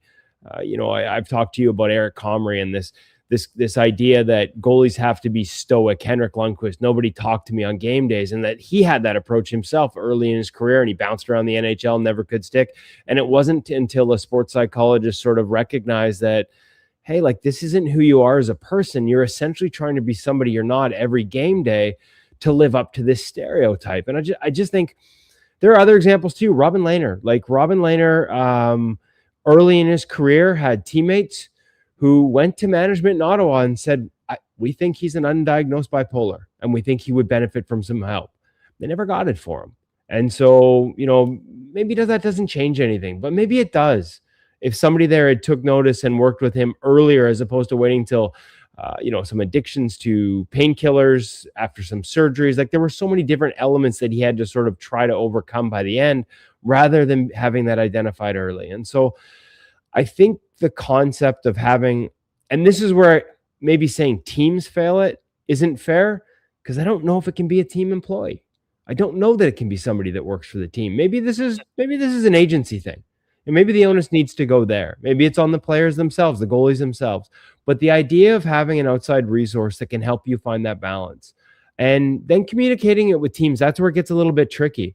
Like, I think if you were to take the performance side of it and talk to a team or a coach and be like, hey, like, you want all your goalies to be like, yeah, work for Henry. Like, I use Lundqvist because his jersey's over my shoulder and he's one of the greatest goalies of all time. And it worked for him.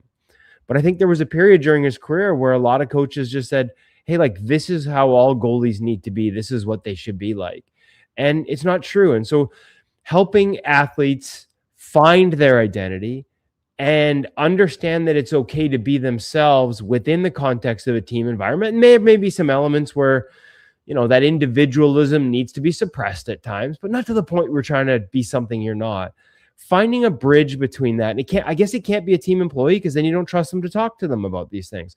But finding someone who can bridge that gap, and seeing Jack take that step as somebody who struggled with it at different points, like, I think he can be an invaluable resource to so many young athletes that struggle with this and, maybe never figure it out or take forever to figure it out, take years to figure it out. And in the meantime, not just does their performance suffer, but their life suffers because, again, they're trying to be something they're not in a high pressure environment where all that does is create doubt and tension and friction. Okay. That is a very fair point. And I wonder if it's something that, and I like what you said, maybe it can't be a team employee. That's definitely probably something you have to look back on. I'll give you another example there, Jason, like where there was a while there where the San Jose Sharks goalie coach was also an assistant general manager.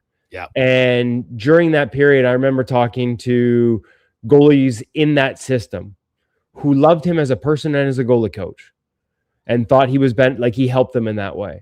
But as a member of the management team, like your goalie coach is supposed to be, even though they're part of the team, they're almost like a confidant and like a sports psychologist in their own right. Yeah. Because he was also part of management, the goalie's honest. They told me quite frankly, like just often, I can't be honest with this guy. Yeah. Like I can't talk about all the things that are affecting my performance if they're related to other people or if they're related to things in my life that I'm trying to figure out. But, if that becomes a part of a negotiation down the road or becomes information they use against me, like it's such a tough sort of rope to walk because of all those business sides that creep into it. I mean, this isn't an Edmonton Oilers comment in particular, but Connor Ingram was the best goalie by the numbers in unrestricted free agency this offseason. And he hasn't signed yet. I don't think that's I don't think it's a coincidence. There are teams that because he's been in the program on that side of it, aren't signing him. Yeah. And again, I'm not spelling anything out specifically. I'm not in any way saying the Oilers in particular. So I think the way it went in the playoffs probably led to that. But I do think there are teams that for sure consider that and aren't willing to overlook that. And it's just, it's an already tough position. Goaltending in particular, the mental side of it is so big. And I applaud Jack for taking this step. He made enough money to just walk away. And I think that it's probably with an eye towards helping others that are, find themselves in similar situations as opposed to him, trying to make a buck. And so I applaud him for that effort in retirement. TR? Kevin, more and more European players seem to be drafted every year, and goalies are a big part of that. I know from my side of things, I don't know much about that, especially from the goalie's angle. Does that affect the homegrown talent in any way? Well, I mean, at a time, Terry, it's a great question. I think the biggest thing, like, what did we see? At the end of the day, I think there were almost as many Canadians as Europeans drafted in the goaltending position at the end of the draft, but all the front end was Eastern European. Like, the first 8, I believe, were from Eastern Europe, and a lot of the Canadians and North Americans drafted were sort of late round flyers. And there are a lot of reasons. We've talked about them before. The Eastern European model, how we're sort of, even Sweden and Finland, where they were, considered goaltending hotbeds in the past for years, have become a little institutionalized in terms of young goalies maybe being overcoached and becoming a little too rigid in their structure and not just learning to play the game. That's a little less structured in Eastern Europe. In Canada, you've got a combination of that institutionalized coaching, but also the commercialization of it, right? Like goalie schools, goalie coaches on the private side, big business, sort of pushing kids at younger and younger ages into, technical definitions of how to play the position, not allowing them to discover it organically and add the technique later, which is something the Europeans do. But I wanted to focus on another thing that I think is a problem. And I'm going to be honest with you, I was probably on the other side of this early. When the CHL first banned import goaltenders, I was like, oh, that's wrong. And you got to have open markets. And, I don't think that's fair. And, I was a little out of touch. I was a little sort of touchy feely, like, let them all come over. It's good for the game over here to learn from them as well. But honestly, I think part of our development issue is a tiny window for goalies in these leagues. I mean, very few CHL teams keep 20-year-old goaltenders. So you don't get to start till you're 18 unless you're exceptional. And then unless you continue to be exceptional, you're gone by 20. So you have an 18 and 19. Now, the NCAA should help this a little bit. They've extended the window for a lot of these goalies. But like by 20, you're out. I'll give you an example of the Vancouver Canucks system. Ty Young, 2 years ago, 20-year-old goaltender in Prince George, lost his starting job. I think Ty was a draft pick of the Canucks. I can't remember how high up, but it wasn't a late round pick. Signed him right away, full bonuses. Josh Ravensbergen, who's a first-round pick of the San Jose Sharks, takes his job away as the number 1 in Prince George. So in his 20-year-old season, they can't find any teams in the CHL that are interested in Ty Young. No place to play in the CHL as a 20-year-old because there's only so many spots. He has success in both the ECHL and the American League as a first-year pro as a 20-year-old. And that's the biggest jump you can make as your first-year pro at a junior or college. Every goal I've talked to tells me that. Bigger than AHL to NHL. And he succeeds. But you're telling me there was no place for this kid to play as a 20-year-old in the junior system? So if he's a high draft pick and he's that capable and he still can't find a place, what does that do for all the other kids? Now, take so many of these spots, and it's not just, I shouldn't single out the CHL. This is an issue in the USHL. This is an issue in the NAHL. This is an issue in the BCHL. How many Europeans come over and take those spots, right? And get to continue their window because they're trying to get it. They're trying to transition into college hockey. So that's the step. But there's no reciprocal here. Yes. Like there aren't Canadians and North Americans getting to go play in Sweden where the internal structure of the club system allows them to develop for years and years and years and have goalie coaches from young ages teaching similar philosophies all the way up. Look at Russia with the MHL for the KHL and like their 3-level VHL, MHL, KHL system. And yeah, it's tough for a young goalie to get opportunities in the KHL, but they get a ton of playing time and development at the lower levels. And then again, this is why you're seeing them all get drafted. The skill building doesn't start to the teens, so they don't they don't make them over technical too young. But then once they're in that sort of teen years and into these systems within their clubs, they take the goalies and they take a break and they get them all together and they have camps with a national voice working with them so that they're sharing ideas. And so our development model is behind. And I you know, at the risk of having everyone coming at me for saying this, I think that in Canada, we're allowing so many goalies to take spots, and North America, USA Hockey is concerned about this. Take all these spots so they can transition into other spots that used to be reserved for North American goaltenders. And I believe the opportunities are at the expense of North American goaltenders. There's no spot for them to go. And so they flush out at 20. And who knows, maybe that 20-year-old season would have been the one that's where things start to come together for a kid. And again, like I know that there's a concern about this on the other side of the border in the States. I think we need to be more concerned with it here. There are so many development opportunities overseas, and yet none of our kids get to access it, but we open the doors for all of their kids to come over here and access ours at the expense of a shortened development window for young goaltenders, many of whom have shown progress or shown real promise at various points to even be in that position at the first place. They're just flushed out of it. It's become so volatile. I talked to Mike Condon, who's doing sports psychology now. He was at the Montreal Canadiens development camp. He talked about how he was in prep school for the same one for 6 years, same college for 4 years. Like the pressure on these kids of my career being over and hockey being done is starting at like 17 and 18 years old. And it's a lot on a lot of these kids. And we're making it more difficult by giving so many other spots away to goalies from other countries. Kevin Woodley from Ingo Magazine, NHL.com joins us. Kev, a good young Canadian goalie, Jet Greaves. His arbitration, now I get that it's a negotiation, and the team comes out at $2.8 million. Greaves' side comes in at $7.5 million. I look at his numbers, and I know why they would use Dustin Wolf as a comparable, because guess what? His numbers are arguably better than Dustin Wolf's when he got his 7.5. I think Greaves is going to come much closer to the 7.5 than the 2.8. But what do you make of Greaves and maybe, you know, where he fits in here for Canada moving forward? Yeah, I mean, you know what I mean? Like this is a young goalie. Again, some biases here. Got to spend some time with him on and off the ice in Montreal a couple of years ago and just fell in love with his passion for the game, right? It's not just the skill set you see. Like he overcomes the relative lack of size, you know, in an era where everybody needs to be 6'3" and 6'4". He doesn't have that same size, but he's such a great skater.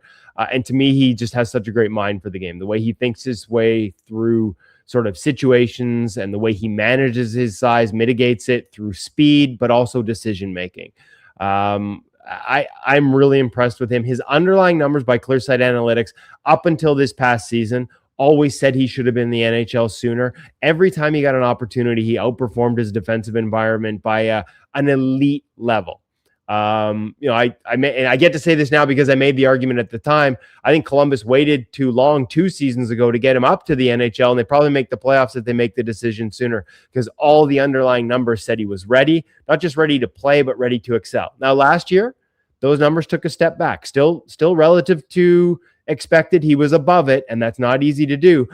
But the question becomes how much of that was, okay, this is him in a larger sample, or this is him learning to survive playing more in a larger sample and behind a team that didn't have great numbers defensively. And ultimately, the answer to that is where the contract should come out, but they have to make the decision. I'd be buying, if I was Columbus, I'd be buying years. And if there was a willingness, and this is what I don't know, obviously I don't know the behind the scene negotiation. Is it firm on a Dustin Wolf number? Because again, the raw numbers may be similar to Wolf, but Wolf through his first full season in the NHL, his adjusted numbers were off the charts good, like elite, top of the league level good. Greaves took a step back last year in those numbers, compared to his earlier seasons. If he was willing to go long-term with me on less than the full Dustin Wolf ticket, like if there's that willingness outside of arbitration to find a middle ground, if I'm Columbus, I'm buying those years. And I'm buying as many as he's willing to sell me because I've seen how he approaches it. I think there's a growth mindset there. And even if he doesn't reach sort of the levels that he was at in the smaller samples, even if it stabilizes just a little higher than now, that is still like maybe not elite, but that is high level number one goaltender. And I think you saw him get the opportunity at the World Championships. Like, to me, this is the next big decision for Canada in its crease. We know that it's been Jordan Binnington the last two. And if we're assuming that it can't be Binnington at the next Olympics, then I think the next Four Nations is where they need to transition into a younger guy. And Greaves is making a case that not necessarily he should slam dunk be that guy, but he needs to be considered, especially if we're starting to move forward. Like, even if Binnington's ready to go and looks elite for the Four Nations, is it all about that tournament? I guess so. I guess you're trying to win it. But I also want to set the stage for the guy who's going to help me win an Olympic gold medal 2 years after that. And I think Greaves is 100% in that conversation. Will some other young guys step up as well? Could a Mackenzie Blackwood, who's older but not as old as Binnington, be a part of that conversation? Absolutely. But I think Greaves needs to be given that opportunity because that's the only thing missing, right? And there's no guarantees he gets it in Columbus. Is can he be the guy we've seen, on a Tuesday night in Columbus when the spotlight is as bright as it will be at a Four Nations or at an Olympics? And it's, hey, the answer you don't get to know until haven't done it until you've done it. And getting him opportunities on brighter and bigger stages with Team Canada before you have to make that decision, to me, would be very prudent. Kev, quickly, Jonathan Quick, what do you make of that hire by the Rangers? It's a little head-scratching in this regard. This is an organization that has been ahead of the curve with goaltending, with Benoit Lair at the helm. First as the goaltending coach for years and years, but then as the goaltending director. Now, I'm not surprised that Benoit Lair walked away from the goaltending director job after 2 years and just firmly retired completely, because I think that would have been his preference to just step away from the goalie coaching role and go right into retirement 2 years ago. I think he stayed with the Rangers almost as a favor for the first season and then stuck around for a second season, but I wasn't shocked when he retired. I am a little surprised that it's Quick, just because he was so late to that system and to that point in his career. And I'm not even sure whether, I don't say he didn't fully buy in, but that was just never how he played. And, that sort of inside out, beat the pass, solve the equation, depth management approach that they've had has put them, I think, ahead of the curve as the game has changed east-west. And you look at Calgary and Dustin Wolf, prime example. Mackenzie Skapski, the goalie coach in the American League in Calgary, who I think should be in the NHL, should have been by now and will be soon enough. He's the one that took Wolf from his first to his second year to an MVP by having him, despite not being big, play deeper in his net. And that's a lot of Benoit adapted and adopted and modified Benoit Lair philosophy from the New York Rangers days. Skapski, of course, coming up through the Rangers system before his career ended early and he went into coaching. Devin Cooley, exact same thing. So that would be my only sort of and on the flip side of this, I know Billy Ranford really well, who's the director of goaltending with the LA Kings, and he's always tried to get Jonathan Quick on the in-goal pro reads program where he breaks down video for us of saves like we have so many NHL goalies do, because he says that Jonathan Quick thinks the game at a level that he's rarely seen. And so maybe that part of Quick's process will make him perfect for this. And so I don't want to undersell that because I haven't had a chance to witness it as I have with other goalies. He's a little more reserved. He doesn't open up as much. But my understanding from people I trust is he thinks the game at an incredibly high level. And so maybe he will be perfect. But I am a little curious to see them go away from somebody who's not firmly entrenched in that Allaire philosophy, just because it served them so well, from Lundqvist to Shesterkin. Jeff Malcolm, their goaltending coach in New York right now, is part of that. He's a Benoit Allaire disciple.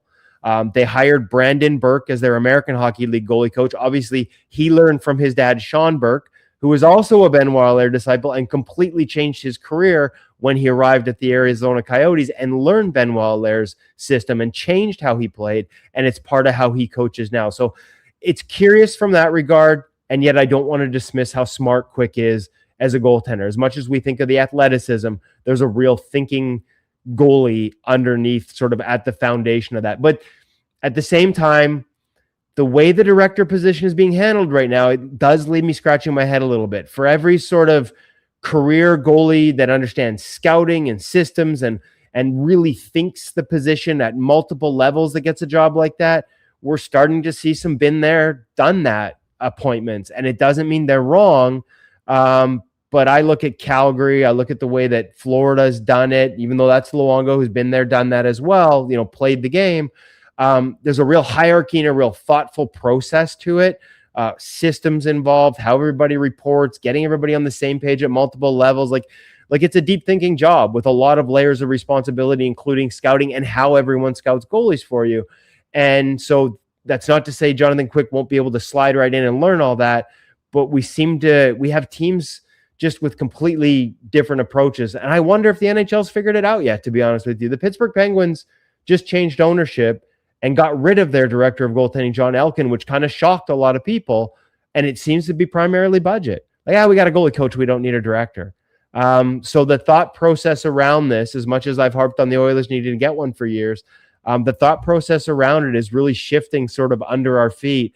And outside of a few teams, I'm not sure anybody's truly deeply figured it out yet. Kev, great stuff as always, buddy. Really appreciate it. Have yourself an awesome day. Thanks, guys. There you go. That's Kevin Woodley from Ingo Magazine at NHL.com. We'll take a quick break. Return. Gregor, Terry Ryan with you. Sports 1440, sports1440.ca. Performance by Action Electrical today. Their projects team kicks things off, designing and building with unmatched skill. Then the service team swoops in for those crucial repairs and maintenance. And don't forget the testing team, ensuring everything's safe and sound before the solar team scores with sustainable energy. A complete team effort. Have Action Electrical bring home a win for you and your project. Visit actionelectrical.net. Your weekend hotspot is at On the Rocks. Party with Edmonton's best bands every Friday, Saturday, and Sunday. And we got them all. From the Varkels to Tallboy, Radioactive, Curves, the Brute Squad, Morningwood, Rockzilla, Punch Buggy, and more. Plus, the guy who keeps the party going every weekend. DJ Kenny K on the ones and twos, live. Get ready to have a good time this weekend. Your bar, your party. You're On the Rocks. On the Rocks. Jeff Brab and 118th. CanTorque has turned 25. That's right, 25 years of building tools so good, they practically torque themselves. Hard work and innovation equals problem solved. See our latest designs at CanTorque.com.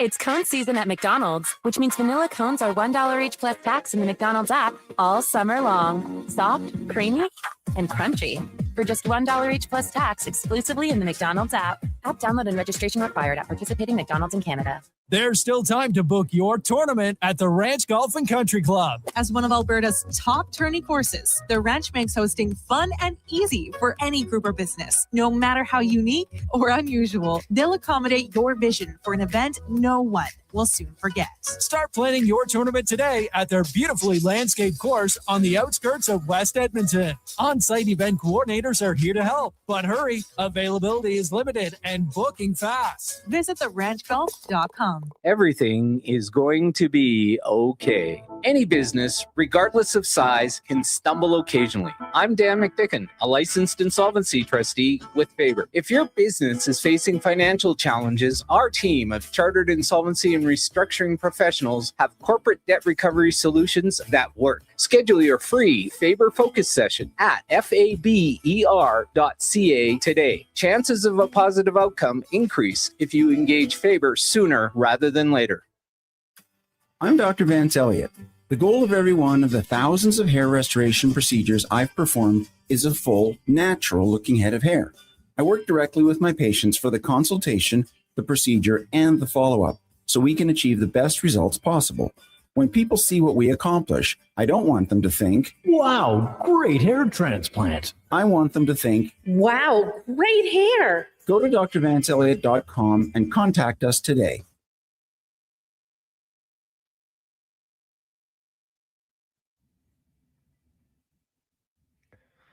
Portions of this hour brought to you by UL. Helping you finish your electrical project is their goal. From pot lights to electrical panels, the gear you need is at ul.ca or in person at one of their Edmonton area locations.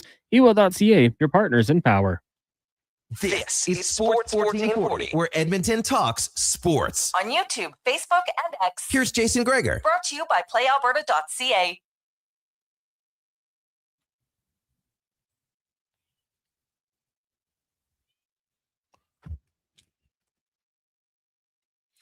$351, Jason Gregor, Connor Halley, Sports 1440, sports1440.ca, YouTube, Facebook, X, Instagram, as always, brought to you by playalberta.ca, where, of course, you can get in on Lotto Max, $20 million up for grabs tonight, and 20 prizes of $100,000 at playalberta.ca. Now, Jason Gregor, Terry Ryan, we're going to get to the oil report, brought to you by Go Auto, cars, vans, trucks, SUVs, you name it. They got it. Over 17,000 vehicles to choose from at 73 different locations. Find yours at goauto.ca. So, TR, I wanted to ask you, because we haven't touched on it a lot. There's been so much talk in Edmonton about you got to improve their defensive play, which I totally agree with. But a lot of people think, they're going to improve their defensive play, which means McDavid and Draisaitl's offense will go by the wayside. I don't understand that reasoning at all. Look at Nathan McKinnon. He led the league in 5-on-5 scoring last year, 75 points. He outscored teams 100-42 5-on-5. Kucherov was second in the NHL at 5-on-5 scoring. McDavid was only sixth. Yeah, they got to improve defensively. But I actually think if they improve defensively, that means they'll have the puck more and they'll be able to attack more. Where do you come out? I think because of a few of my friends around here were talking about this recently, and they're Leafs fans, and I think it's recency bias because of Austin Matthews' drop-off, which, of course, there's all kinds of levels that go to that. And one person's way of coaching, even if it was Berube, is, not every defensive, it's not, you can go out there and have a peace of mind to play defense first when it's in your end, and then, continue to produce offensively. I'll point out that the best example I can think of is Mario Lemieux. When he first came into the league, that was the big thing. Now, you don't remember him for defense, but he was real good. He later in his career, when he was still winning scoring championships, he was awesome with his stick, as is a guy like Austin Matthews, who had injuries. One of his teammates was a big setup guy left. I mean, there's all kinds of things to unpack. I agree with you. If you're better defensively, and not only that, it's team success, personal. Another guy would be Steve Yzerman. It wasn't until and people think, he went to defense. Yeah, really, really late for that last cup. He did. He took a shot of humble pie, man, and went down for the team and went on the fourth line. But that wasn't early in his career. He came in, and then he started to be Detroit became this team that had a lot of depth. And Yzerman became a real, real good defensive player. But that wasn't really the thought going in. And over time, of course, his numbers went down, but I don't think it was because he paid more attention. He got older. Right? He got older. Yeah. Yeah. Like you look at back then, players' peaks of their career were like 6 or 7 years, excluding like Gretzky and a few freaks, right? But Yzerman had that 6 consecutive years of 100 points, and then he got injured. He would have had 7 in a row. But he also had 95 points in 80 games in 1996, right? And they went to the conference final. Then the next year, Like, what everybody forgets is Yzerman got older. He was still their leading scorer, but the Red Wings had balanced scoring. He didn't get to play all the time on the power play and everything else. But they had Nick Lidstrom. Oh, and they had Brendan Shanahan. Oh, and they had Larry Murphy. Oh, and they had Paul Coffey. Like that, all these, like I always chuckle at that one. Oh, Steve, and I know Mike Babcock brought it up. And Steve Yzerman, he bought in and, to win the Stanley Cup.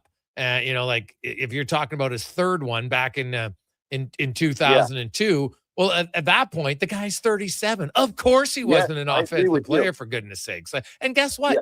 You know what's funny that year? Yzerman had 48 points in 52 games. He was almost a point-a-game player. And in the playoffs, when they won. Which was age appropriate for where he was. And not to cut you off, but he started to focus on that, though. You watch interviews in his third and fourth year when they weren't what they were. He was just like, I had to become a complete player. I was getting all these points. And then that's when, and then he still went on for those third, fourth, fifth, sixth years to rip up the NHL. He was just a better overall player. And I really, really do believe, especially a team like the Oilers, they're too dynamic when they get the puck. Like you said, I'm a believer that you'll just have it more. Doesn't mean you're sitting back like on the penalty kill, letting them play with it. And you just got to sit there with your stick turned over and just play defense. Just means you're probably going to, focus a little bit more, and you might start with the puck further back in the zone than you would have, or you might, defense doesn't just mean behind the, in your own zone even, have active sticks, have a great forecheck. That's where it started for me, the forecheck. If, I used to take pride in that. So I'd try to go, okay, what are we doing here? Are we going 1-2-2? What's the score of the game? Where do we have to be? And I would talk to my coach more. Me being a better defensive player was really just a lot of communication with my coach, because you can there's a level of like systems that you can play within that and know what your parameters are. That's not quite there as, if you want to be a cerebral offensive player, a lot of that's going to have to be instinct, which defense is too. But I just remember it really helping with me when I had an idea what we were doing, when I actually focused on the team defense. What are we doing here? Okay, I think I can get that puck, but if I make the move right now, then I'm going to throw everybody else off. And if we have a good forecheck here, it's going to end up on my stick more. And to me, that's kind of where the defensive play started. Yeah, I would agree. So I look at Edmonton and, offensively, they can always score. That's not an issue. It's about the commitment by the group. And we've seen it before. Like Leon Draisaitl was 6th in Selke voting in 2025. Yeah. I think people kind of forget that, right? So they've shown they can do it. Last year, the team, I think their commitment to defense, their commitment to everything, maybe it was mental fatigue. They admitted at the end of the year that maybe they didn't respect the regular season as much. I honestly think that, there's the perfect storm for them. You come in, they're rested for the first time in a few years. They're a little annoyed, embarrassed by how they played last year. Now you throw in a new coach, and they're all going to want to impress the new coach, which you've seen before. Look at the numbers when Tippett came in. Look at the numbers when Woodcroft came in. Look at the numbers when Knobloch came in. I don't expect it to be any different under Mike Babcock as far as, Edmonton all deciding, okay, let's get focused here. Now, the question will be, again, can they maintain it? Because they've done it in the past, and then it slowly slips away. I would expect their attention to detail, especially in the defensive zone, and managing the puck in the offensive zone will be much better this season. I really do as well. And to me, this is also a situation, like we all know that, some of the veteran players were in on part of that decision to bring Babcock in. So they have I'm not talking about the actual decision, I'm saying. And a couple of years ago, remember, come in early, we're all going to be accountable. This is a team that over the last few years, and they proved it, they've gone to the final twice. This year was an off year, but whatever. What I'm saying is that within the last 3 or 4 years, the nucleus of that team really, it's one thing to have your eyes on the prize. It's another thing to have the best player on the planet and a close second. And company, who are all capable and good players that have been there, some of them great. For a group like that to be focused and to bring in a guy that they know is going to cause controversy, but they're so honed in on winning. They're so adamant that they're going to do the best thing in their power. And they're going to go against the grain, but whatever they think, and I really, really respect that they did that. And to me, that's not a group that I think isn't going to listen and be a little bit lax. I don't think you can compare them to a lot of even Canadian teams with potential, or teams that are good, or Florida or any of them. These guys are going in with a clear purpose. They're not saying much about it. They're focused. And I'm telling you right now that I would be surprised if they don't implement what they have to do with, not going to say perfection, but with absolute focus and determination. TR, great having you back, buddy. We appreciate it. We'll chat with you on Thursday. Thank you, Connor. Thank you, Jason. Thank you, Edmonton, and we'll chat soon. There you go. That Terry Ryan. Let's get to the Con Man and the Sports 1440 update brought to you by Hire Good for professional property services that you can feel good about. Get Hire Good. Site cleanup, debris removal, seasonal maintenance, and more. Hire Good. Stable jobs create stable lives at hiregood.ca. This is the Sports 1440 update.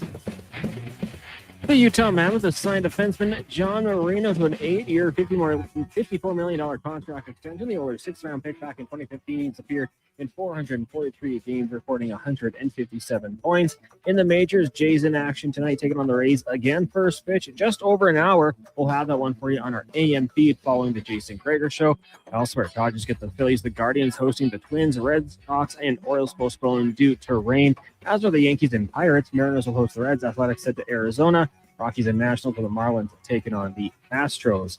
Locally, Riverhawks hosting Kamloops once again down at Remax Field. First pitch, 7:05. The Stingers on the road in Saskatoon taking on the Mamba. That gets going at 7:30. And in the NFL, the Dolphins and linebacker Jordan Brooks agreeing to a 3-year, $51.3 million contract extension. Coming up in hour 3 of the Jason Gregor Show, we'll get to the roundtable, ask 5 questions, and we'll be joined by the new head coach of the San Diego Gulls, Dave Mountain. I'm Connor Halley. This has been a Sports 1440 update.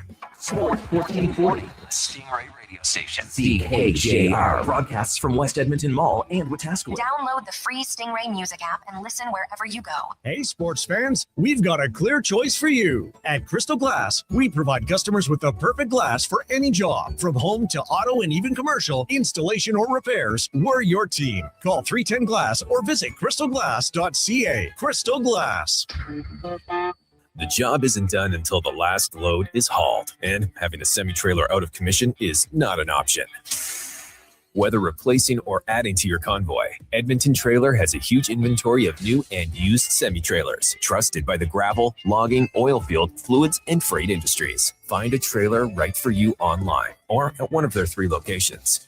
For sales, service, parts, rental, and finance, when you're in it for the long haul, Edmonton Trailer. Come for Canada's largest trade shows, the biggest names in entertainment, exhilarating sporting events, and more. And stay for the experience at the Edmonton Expo Centre. Looking for the perfect place to host your next big event? From parade shows to galas, meetings, and concerts, the Edmonton Expo Centre has the space, event expertise, and service to make your next event unforgettable. With over 522,000 square feet of flexible event space, in-house catering, and operational expertise, they bring your biggest vision to life. Learn more at EdmontonExpoCenter.com today. Mr. Rooter has deja vu. Mr. Rooter has deja vu. The bathroom is right over there, Mr. Rooter. Thank you, good sir. Wait, I swear I've plunged this toilet before. It was clogged with a snow globe. Am I living in a time loop? Oh, good. It's just a voodoo doll that looks exactly like me. Whew, what a relief. For a plumbing experience you'll want to relive, call Mr. Rooter.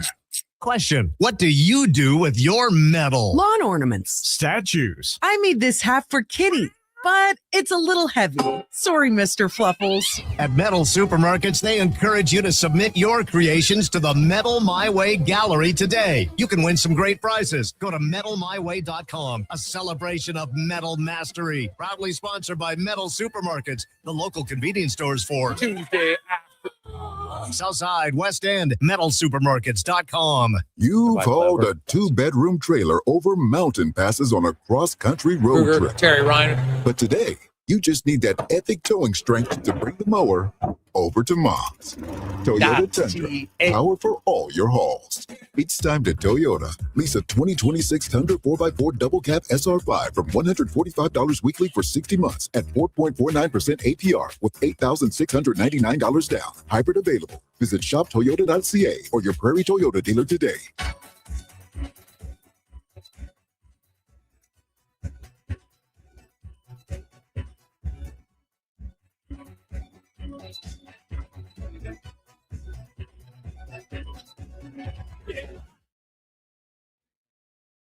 Portions of this hour brought to you by Papa John's. Papa John's is making Tuesdays better. Get 40% off regular menu price when you enter promo code 40Tuesday at the start of each pizza order at papajohns.ca or on the Papa John's app. This is Sports 1440, where Edmonton talks sports. On YouTube, Facebook, and X. Here's Jason Gregor. Brought to you by playalberta.ca.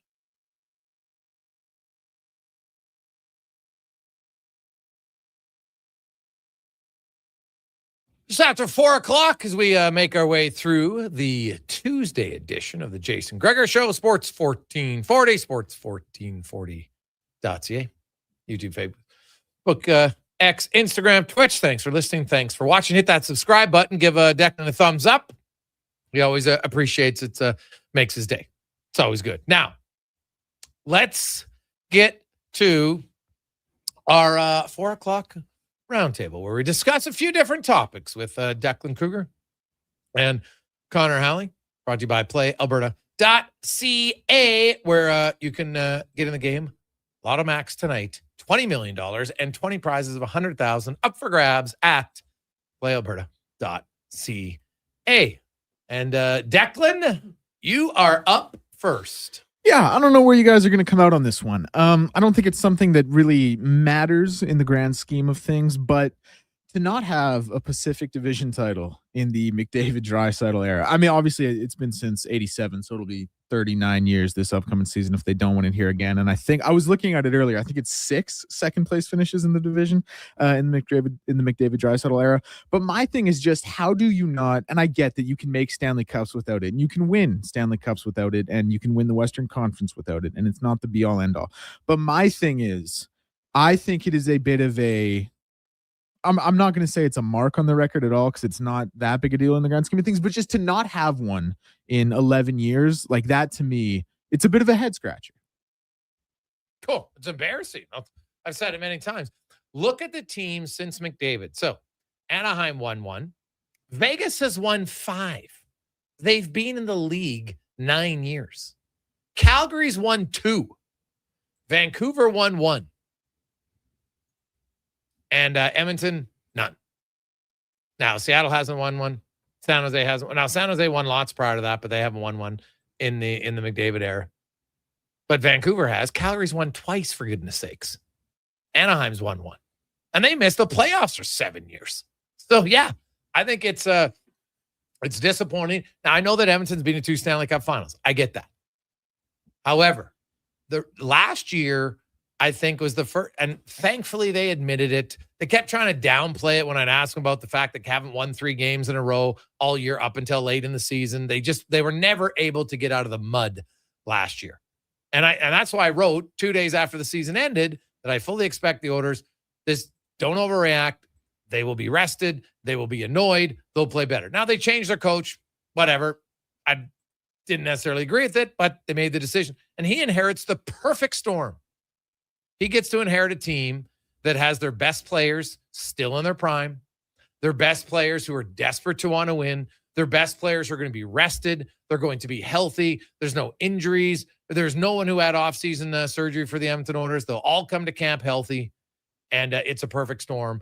And they also get to start the first 2 games of the year against the team that was the worst in the NHL last year, so bingo, bango, bongo. They should have a good start. Their schedule this season, there's no glaring, massive, difficult portions of it.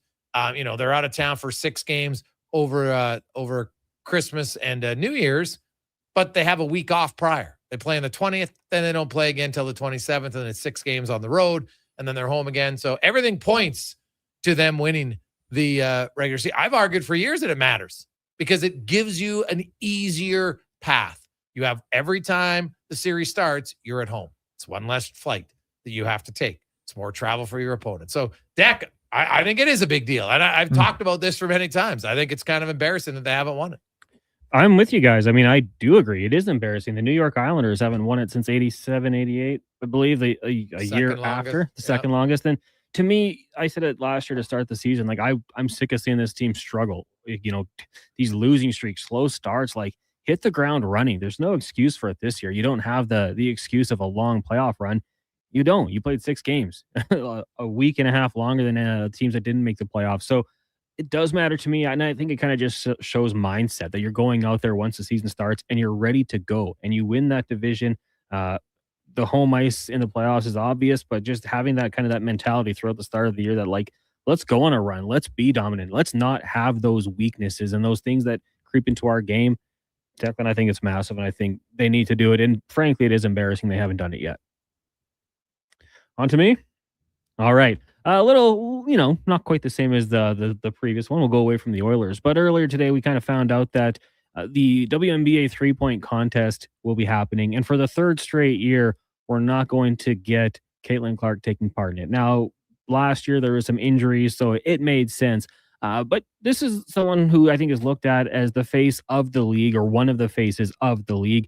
She's an incredible shooter. She did it prolifically at the NCAA level.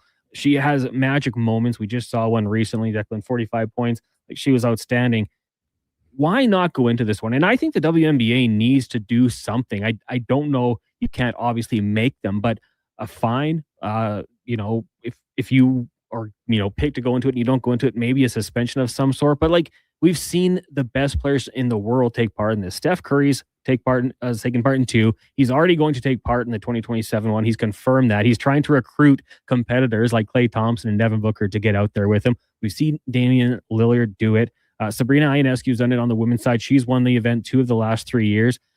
I think the WNBA needs to do something because they owe it to their fans to see her out there, Gregor, Declan. I say this mostly because I want to see her do it, but no more messing around. Let's get you out there, the big stage. We need to market the game. We need our biggest players out there. Playing in the game is not enough. We need you in the skills competition. I like what you're saying. I'm a little bit more in favor that the way Caitlin Clark elevated the league, like there's no question it was her. I know Angel Reese came out and said, don't forget it was me too, but it was Caitlin Clark.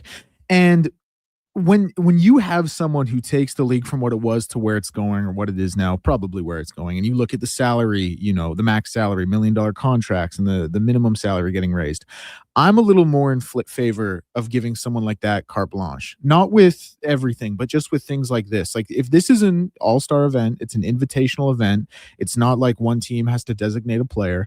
And for someone like her, who's done as much already for the league as she has, I'm a little bit more in favor of her saying, hey, no, I'm good. Would I like to see her out there? Absolutely. Do I think it would be great for the sport? I do. But when I think about what Caitlin Clark has already done in the league, and let's be so honest, like so much just because of her, I'm fine with her saying, I'm going to sit this one out.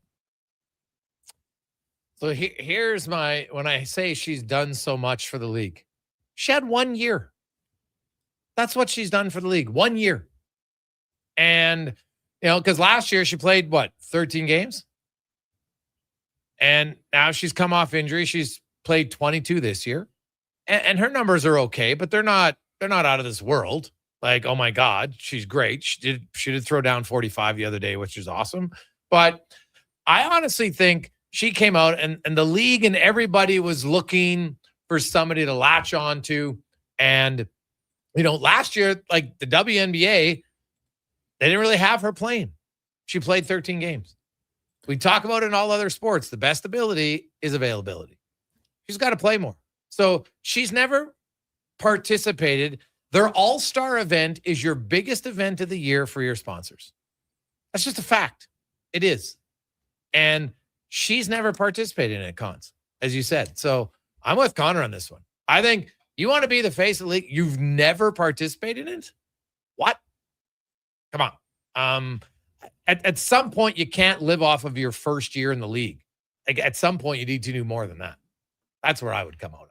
Yeah, I mean, and I just look at some of the players just on the flip side in the NBA. Ray Allen's won it. Larry Bird won it 3 times in a row. I'm sure you knew that, Dak. Yeah, but okay. Like LeBron was never in the dunk contest. He was the face of the league for 25 and years. He should have been. Yeah, but like it never he got called out for not going in it. But no one ever didn't think he was the face of the league because he didn't compete. Everyone wanted him there for sure. I don't think she's not the face of the league for me personally. I just think that like Steph Curry he won it twice. Dame Lillard, like these are big names in the league. But I just think and I hate cutting you off. I feel bad. I'm sorry. But my thing is like there are some people. Jordan was like this. Magic and Larry, LeBron, Caitlin Clark. like their star quality is with some players, it gets to a point, and Caitlin Clark got there early because of what she did in college. Their star quality surpasses what they may or may not do in the league. Jordan did the dunk contest. Jordan did. He won it. Yeah. So here's the thing. So, But you ever talk about Jordan? Like, when you talk about how great Michael Jordan is it because he won the slam dunk contest, or it's just, oh, hey, that's cool. LeBron never did it. Let's take it, LeBron. Well, no, but I think it's because when he did the slam dunk competition, he's dunked from the free throw line, which no one really seen before. So part of that was just elevating the game. Vince Carter, what he did at the dunk competition, I think elevated. And if Caitlin Clark is the face of your league, why she's not? She is 5 points per game less than AJ Wilson. 5. Aja's way better. Yeah, Aja's way better. Yeah. I'm not ever gonna. So how can we say, like, I think the biggest joke is that everybody want to say face of the league for one person.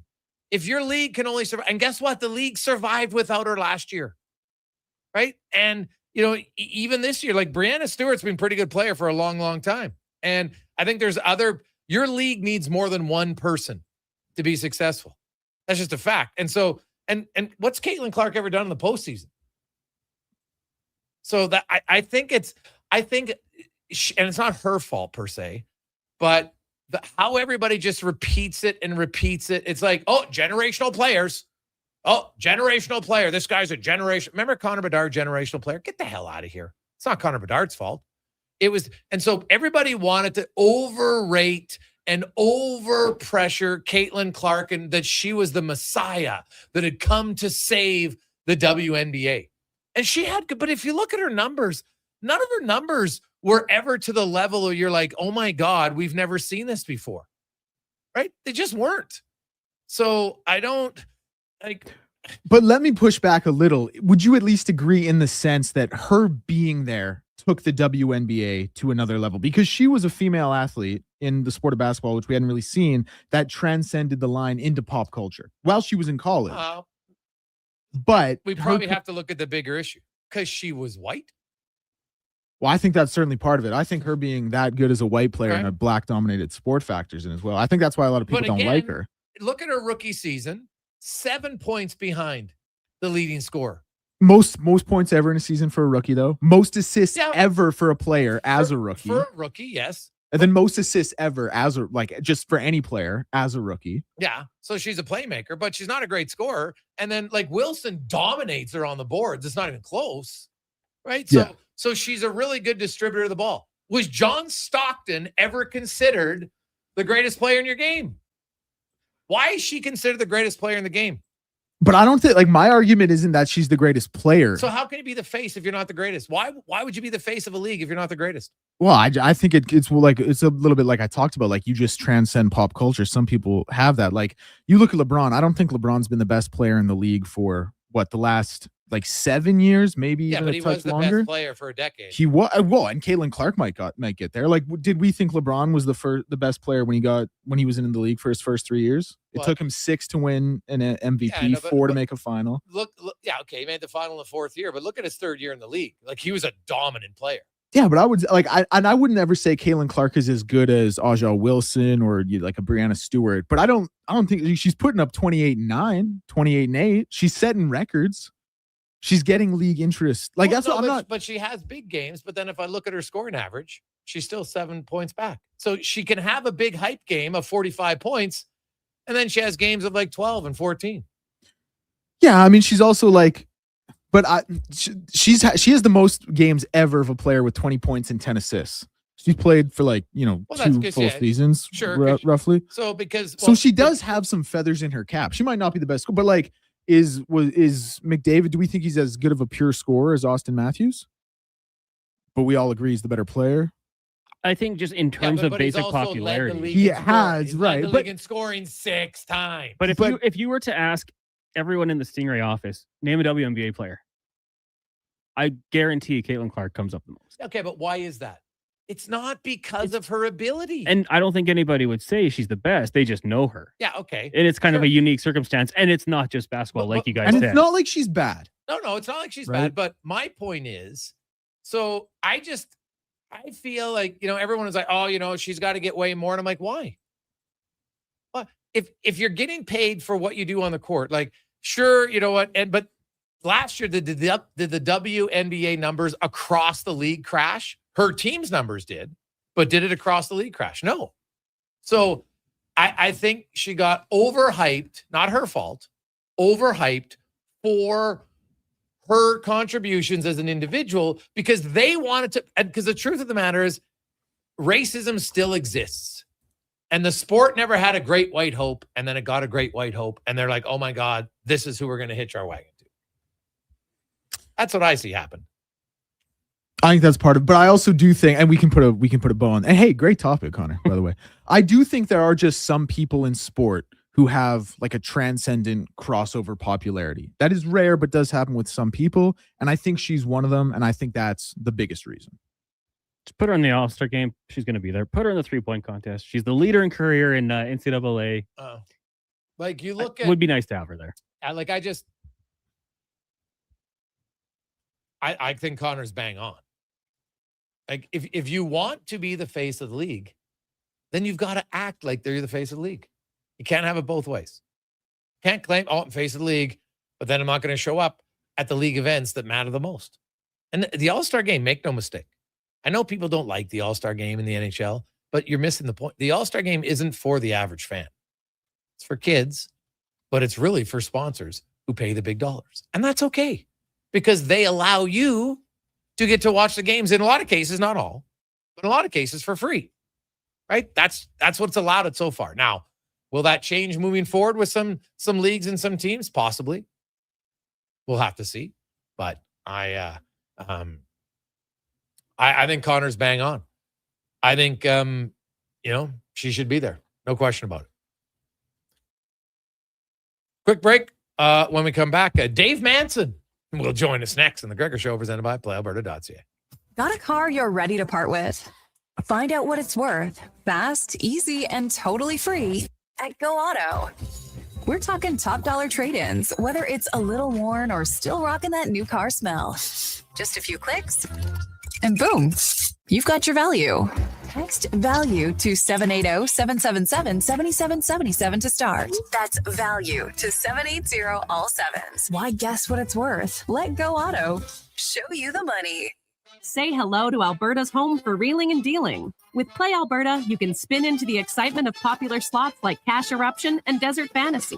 Experience Alberta exclusive games and get in on the action of live dealer tables with all new elevated stakes. However you prefer to play, the fun is ready when you are. Visit playalberta.ca/Gregor to learn more. That's playalberta.ca/Gregor. Must be 18 plus to play. If you gamble, use your game sense. Action Electrical's projects team takes the field, folks, ready to execute the entire play for new commercial builds. Absolutely. They're masters of design build, sketching strategy from initial blueprints to core electrical infrastructure.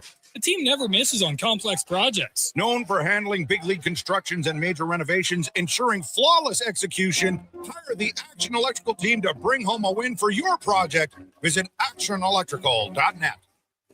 50-50-50. Right now at Papa John's, you order carry out, you get 50% off the pizza, loaded with the toppings you love. You want pepperoni? You got it. You want the works? Done. Always made with our fresh, never frozen dough. Half the price for the pizza you already love. When you come grab it, just use promo code CO50. Better ingredients, better pizza, Papa John's. 50% off regular menu price pizzas. Carry out only. Use promo code CO50. Participating locations, restrictions may apply. Legacy Heating and Cooling is serious about cooling. In fact, we offer multiple ways to cool your home. So you better call Legacy. Call Legacy. If you're looking for traditional air conditioning, we got you. Call Legacy. Call Legacy. Or ask us about a heat pump to help you heat and cool. Call Legacy. Call Legacy. Cool with AC or cool with a heat pump. Cool your home with Legacy Heating and Cooling. Diamond Rides is one of Alberta's premier specialty charter companies.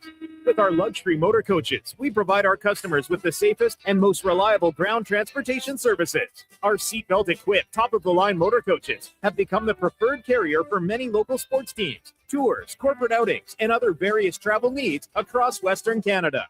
For more information and to request a quote, contact sales at 877-748-0991 or visit silentrides.ca. Are you a skilled laborer? All-Star Construction wants to talk to you. A heavy equipment operator with track hoe or backhoe experience? All-Star Construction wants to talk to you, too. With work in and around Edmonton for local land developers, All-Star Construction offers year-round employment. Whether it's power, gas, or telecom, developers rely on All-Star Construction to get the job done. So if you're a skilled laborer or a heavy equipment operator with track hoe or backhoe experience searching for work, search All-Star Construction on Indeed. For over 60 years, the folks at Diablo Boots have been selling the best Canadian-made boots. Handcrafted in Winnipeg, Canada West makes the best quality cowboy, biker, and work boots for Diablo Boots with replaceable soles and heels. Why buy cheaper quality like Ariat, Justin, and Red Wing made in China when Canadian-made is better? Support Canada's workers and Diablo Boots for the best boots. So save on boots by Save On Foods. That's Diablo Boots, 3340 Gateway Boulevard on the east side of Save On Foods. Canada West and Diablo Boots, the two best names in the boots business. Think a quality golf cart is out of your budget? Think again. At the Golf Cart People, we have a fantastic selection of fully inspected, pre-owned carts starting at just $4,500. Choose from gas, electric, or lithium-ion power to fit your lifestyle. And the best part, every used cart comes with a 1-year warranty for total peace of mind. Why wait? Get the cart you've always wanted today. Visit the Golf Cart People. Find out more at golfcartpeople.com. Photographers, start your cameras. Vision Credit Union's annual photo contest is back. We're asking you to show us the people, places, and moments that made you glad you chose this rural life. Maybe it's the view from your farm, a walk down Main Street, neighbors pitching in, a weekend at the rodeo, or a sunset down a back road. Share your photo to show why life in rural Alberta is a choice worth celebrating. Enter and vote at whatsyourshare.ca.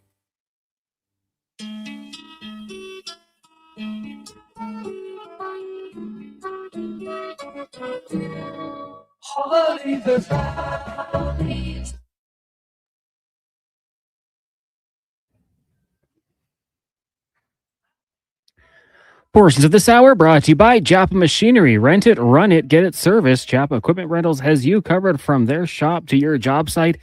Alberta's construction pros have counted on Japa for rentals and service since 1972. JapaMachinery.com. The Jason Gregor Show, the best of Edmonton sports talk and beyond. This is Sports 1440. Presented by PlayAlberta.ca, Alberta's only regulated online gambling website. 428, rolling through. Jason Gregor, Connor Howley, Sports 1440, Sports 1440.ca. YouTube, Facebook, X, Instagram. Thanks for listening. Thanks for watching the show. Hey, guys, I think winning the division is overrated. You could end up playing someone in the Central who's further away from someone than in the Pacific. Tom in Calgary.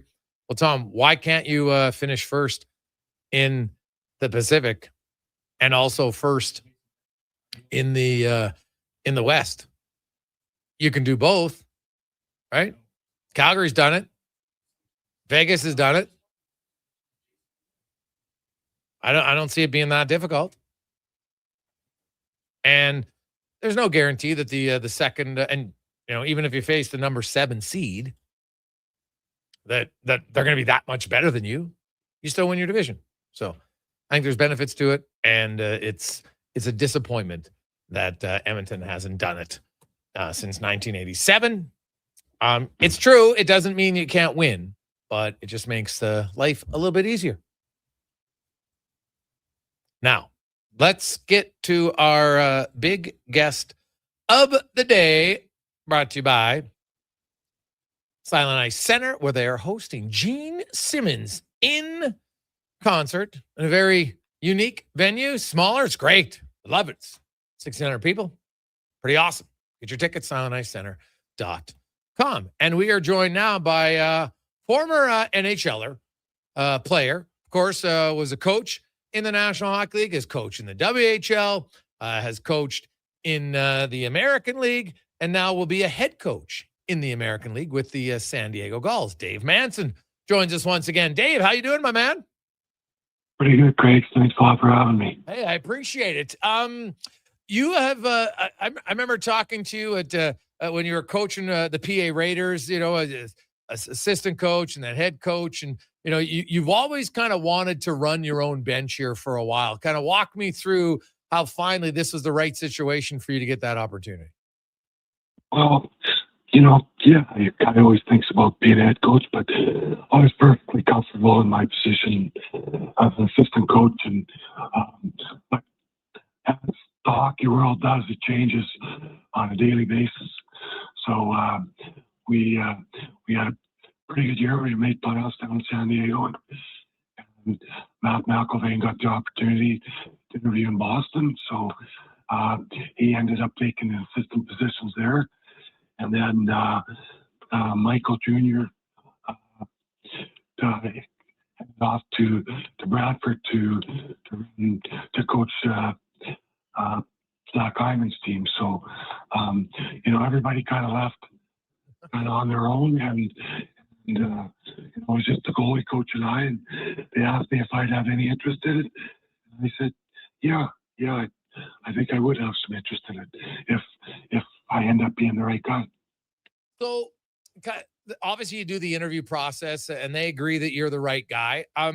Having been an assistant and associate coach for many years, kind of walk me through your strategy when you knew you were getting the job, that who you wanted on your staff and why they were the right guys for you.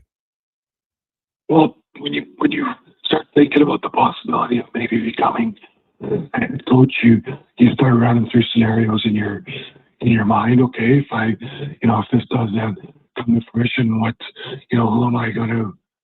Do you think about one guy? And I thought about Jimmy Buckberger right away, and then you go through the interview process and you talk to a lot of people, and there's other names that come to the forefront, and that guy was Steve McCarthy, and we settled on him and Kelly Buckberger. And I think first and foremost, for me, they're good people. They have good backgrounds, good resumes, but you want good people. You want to be comfortable with the people you're working with. At the American League level, Dave, and you've obviously coached in the NHL, you coach in the WHL, where it's obviously a development league, but it's younger players. You're in the American League, and it is a development league, but it's really close. And you've got some veterans who maybe have had a taste of the NHL and they really want to get back there. And then you have some young guys who want to get there. But then you also have some veterans on your team, Dave, who know, the dream is probably less likely to get there. How do you balance all that? Because it's a very different mix of players than you would have even at the NHL or the WHL level. Well, those veterans, you talked about, they're vital. They're vital to your team because they set the standard for the young kids coming up, along with the coaching staff. And, we kind of work hand in hand with those guys, with those older veterans. And I just believe they're vital because they shepherd your group. And, we're very lucky to have, our captain, Ryan Carpenter, who's been around and, has had a taste of the NHL. But, he was very, very good for us last year. And, at some point in time, those players, they, like I said, they shepherd the group for you, and they're an extension of the coaching staff. Dave Manson joins us. He was announced as the new head coach of the San Diego Gulls, was assistant coach there last year. Of course, prior to that was with the Condors, with the Edmonton Oilers for multiple years, long time with the PA Raiders in the Western Hockey League. And Dave, do you kind of, having been an assistant coach for as long as you have, for over 20 years, do you kind of have an idea of what you're going to be as a head coach? How's it going to be different? Because now you're the guy, and sometimes as the head coach, you got to be the disciplinarian, right? When you're the assistant coach, sometimes you can be the patter on the back. How do you feel you're going to be as a head coach? You know what? I don't know. I'm not going to change. I've had the privilege, and I do say privilege to work. I've worked with some really good people, and really good, smart coaches, and I've learned from them. And, you know, as an assistant coach, there is a time where, you know what I mean, you have to, you know, you build that relationship with the players. I think no different than you do as a head coach, but you know, you're there for their times of need, and sometimes they need a firm hand, and that's just the way it is. But and I have no problem with that. There's a time when, as an assistant coach, you step aside and you inform your head coach, okay, this is beyond me. This is where, you know, you have to deal with this. And I've had head coaches where they've had such a good feel for their team that, you know, very seldom did that have to happen. That they were always kind of one step ahead. So it was good to learn from them in that regard. Dave Manson joins us now. Dave, as the head coach, obviously with the you know, your vocal cords and everything, obviously you can't be a big yeller. Is that an advantage? Like, do players have to play more close attention because, you know, you're not going to be screaming? You know, do you think that's an advantage at all as a coach? I'm not a yeller unless it's a principled thing that I want to get across. Then, you know, there might be that time to, you know what I mean, and the eyes can speak some words too. You know, we've all been there, but no, it's, you know what I mean. As long as your messaging is consistent, and you know, we have assistant coaches, and they're going to be leaned on to, and they're going to have autonomy to do their jobs. It's going to be a working relationship with everybody. So you know, it's not a one-man show or anything like that. It's going to be by committee, and you know, I believe, you know, that like I said, I've been under some coaches where the communication was unreal, and those are the things that I'm gonna follow. I believe that works the best. Late last season, you had the opportunity. I know it was only a few games after he finished his time in Providence, but you had big Roger McQueen down with the Gulls. What were your early impressions of him as a player? And you know, I don't know if he'll be starting with you next year. Maybe he's going to the NHL. We'll see. But what did you like about young McQueen's game late last year? Well, you know, Greg, everybody likes those big centers, right? You know, and Roger is a big man. He does need some time, but he came up with us late in the year, and I thought he played very well. He's mature beyond his years, but he did. You know what I mean? He has some things to learn, and I think it was imperative for him to go back this summer and get stronger, which he will, just by maturing. And you know what I mean? We'll see what happens when he comes to camp this fall. And you know, if he's with us or if he's able to make the leap, who knows? But he definitely has the tools to take the next step. We'll just have to see where that next step will be. Dave, during the season, Joe Quenneville is the head coach in Anaheim. You're in San Diego. Do you guys do you play a similar style at all? How's that going to work? Or do you get to coach how you want, or what's the organizational plan in Anaheim? Well, I think it's the same as any organization. You know, if our guys get called up, they have to know what they're doing. So our systems, you know what I mean, are similar. You know, Joel is a very, very successful coach, so his systems have proven themselves. So I don't think there's any need to step away from that. We want our guys so that if and when they are called up, that they can take a shift, and it gives them the best chance then to maybe stick or to impress. They go up there and they have no clue of what's going on. That doesn't work for anybody involved.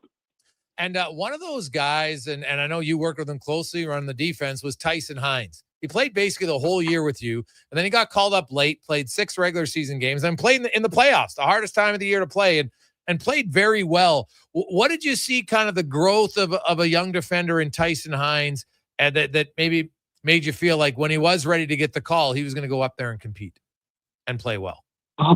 You know what? When he was called up, we missed him. So that's the sign of a good player. We missed him on the back end. He was a horse for us back there. But at the start of the year, you know, Tyson came. He was down in San Diego, played well. Then his play kind of dipped. And then we were able, you know, he came back and by Christmas time he was a very consistent player for us. Very consistent player, playing in all situations other than the power play. But he was a leader, 5-on-5 for us, leader on the PK. And, you know, those hard minutes, 5 versus 6, those types of minutes. And, you know, he just excelled at it. And at the end of the year, you know, he got the call. And, you know, we looked at each other in the coach's room. We said, I don't think we're going to see him again. And you know what? That's a good thing. Those are the good things that you want to see, and that means, you know, the organization is doing its job, and you know he was able to go up there and contribute. Dave Manson joins us. One last one for you, Dave. You mentioned you hired Kelly Buckler as your assistant coach. I saw Kelly the other day, and you know he's still in ridiculous shape, running all the time. Are you going to have him? Like, are you going to be running as often as Bucky runs? Are you expecting coach workouts to be ran by Kelly Buckler? No, I'm not at Bucky's level for the workouts. I think we all know that. But I'm real excited about the people that have came on board, decided to join us, and you know, I'm really excited. Like I said, first and foremost, they're good people, and that's the best place to start. I think they'll be a welcomed addition, Bucky and Mac, to our staff with Jeff Klaas and Lucas Hurt and Steve Trachtenberg. I think it'll be you know, good. They're guys that'll mix right in, and we can hit the ground running together. Well, Dave, always good to catch up with you, man. So excited for you to get the opportunity to be a head coach, and hey, in a pretty nice place in San Diego. So enjoy it, and we'll talk to you again soon. Appreciate your time. Awesome. Thank you very much for your time, Greaves. You betcha. All the best. You betcha. That is Dave Manson, longtime NHLer. And I love what he said there. He goes, hey, sometimes the eyes speak. I'm telling you, Dave Manson was one of the more intimidating people you'll ever meet. Like, wait, and I love what he said, but he could just look at you sometimes. You don't have to say anything. And guys like, oh my God. Like, I remember talking to a few of the older D-men. They're like, and you know, like when Dave, you get upset, he wasn't a yeller, is just how he looked at you. And think about that. Sometime you might have a mom or a dad who had that look, and you know, you're like, uh-oh, and they don't have to say anything. And that can be, it can be very powerful, and it can be attention getting. So love what he said. I don't really like it. Even Chuck goes, sometimes you can just use your eyes. So good for Dave, man. Long time as an assistant or associate coach, and now gets to be a head coach for San Diego. We'll come back and we'll get to 5 questions on the Gregor Show, presented by PlayAlberta.ca. It's dollar drink summer at McDonald's. Sip on a refreshing small fountain drink or a small iced coffee for just $1 each plus tax, all summer long. Only at McDonald's. Excludes flavored and cloud iced coffees at participating Canadian restaurants. Taxes extra. Prices exclude delivery. Whether you're a craft beer connoisseur or more of a wine aficionado, there's always something new to discover at Sherbrooke Liquor, a unique family-owned independent liquor store. The selection, incredible. The non-alcohol section is also very impressive. Sherbrooke Liquor, expert, knowledgeable staff with a passion for unique finds. More than just a liquor store, we're a community. Alberta's best, the one and only Sherbrooke Liquor. Wine, spirits, and oodles of beer. Visit SherbrookeLiquor.com. And here comes Action Electrical Service Team sprinting onto the scene. These are your first responders for any electrical emergency. That's right. With their fleet of service vans and specialized gear, they assess, they service, and maintain electrical, lighting, and automation systems. They're all about rapid response. Quick diagnostics and repairs to restore power and safety fast. Hire the Action Electrical team to bring home a win for your project. Visit actionelectrical.net. The Brick's 55th birthday bash continues with big savings store-wide. Save on furniture, mattresses, appliances, and electronics. Plus, take 55 months to pay with 0% interest on furniture and mattresses. Or 36 months on appliances and electronics on approved credit. Find up to 30% off bedroom packages, up to 40% off select mattresses. And don't forget, you could be one of 275 winners with over $155,000 in prizes to be won. Hurry in. The birthday bash ends July 29th at The Brick. Saving you more.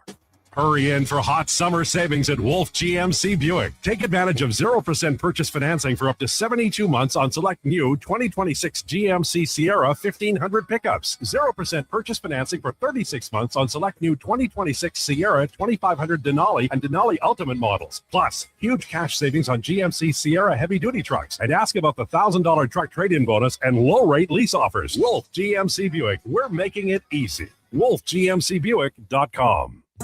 Photographers, start your cameras.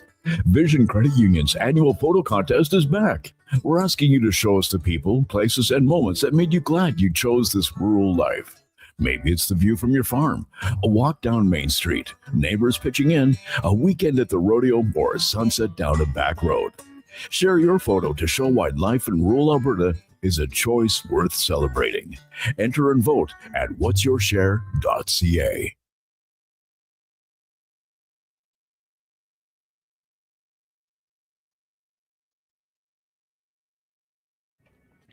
Portions of this hour brought to you by 01 Hockeyology, Edmonton's home for elite hockey development, skating analysis, performance assessment, and year-round training at West Edmonton Mall. Elite hockey development at 01.ca. That's ZERONE.ca.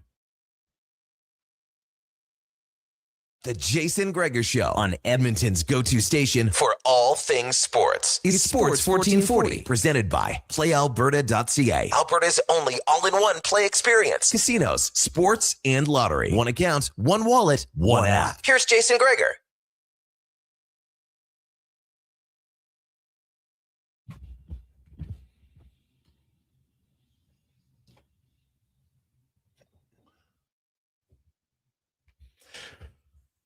Four 47.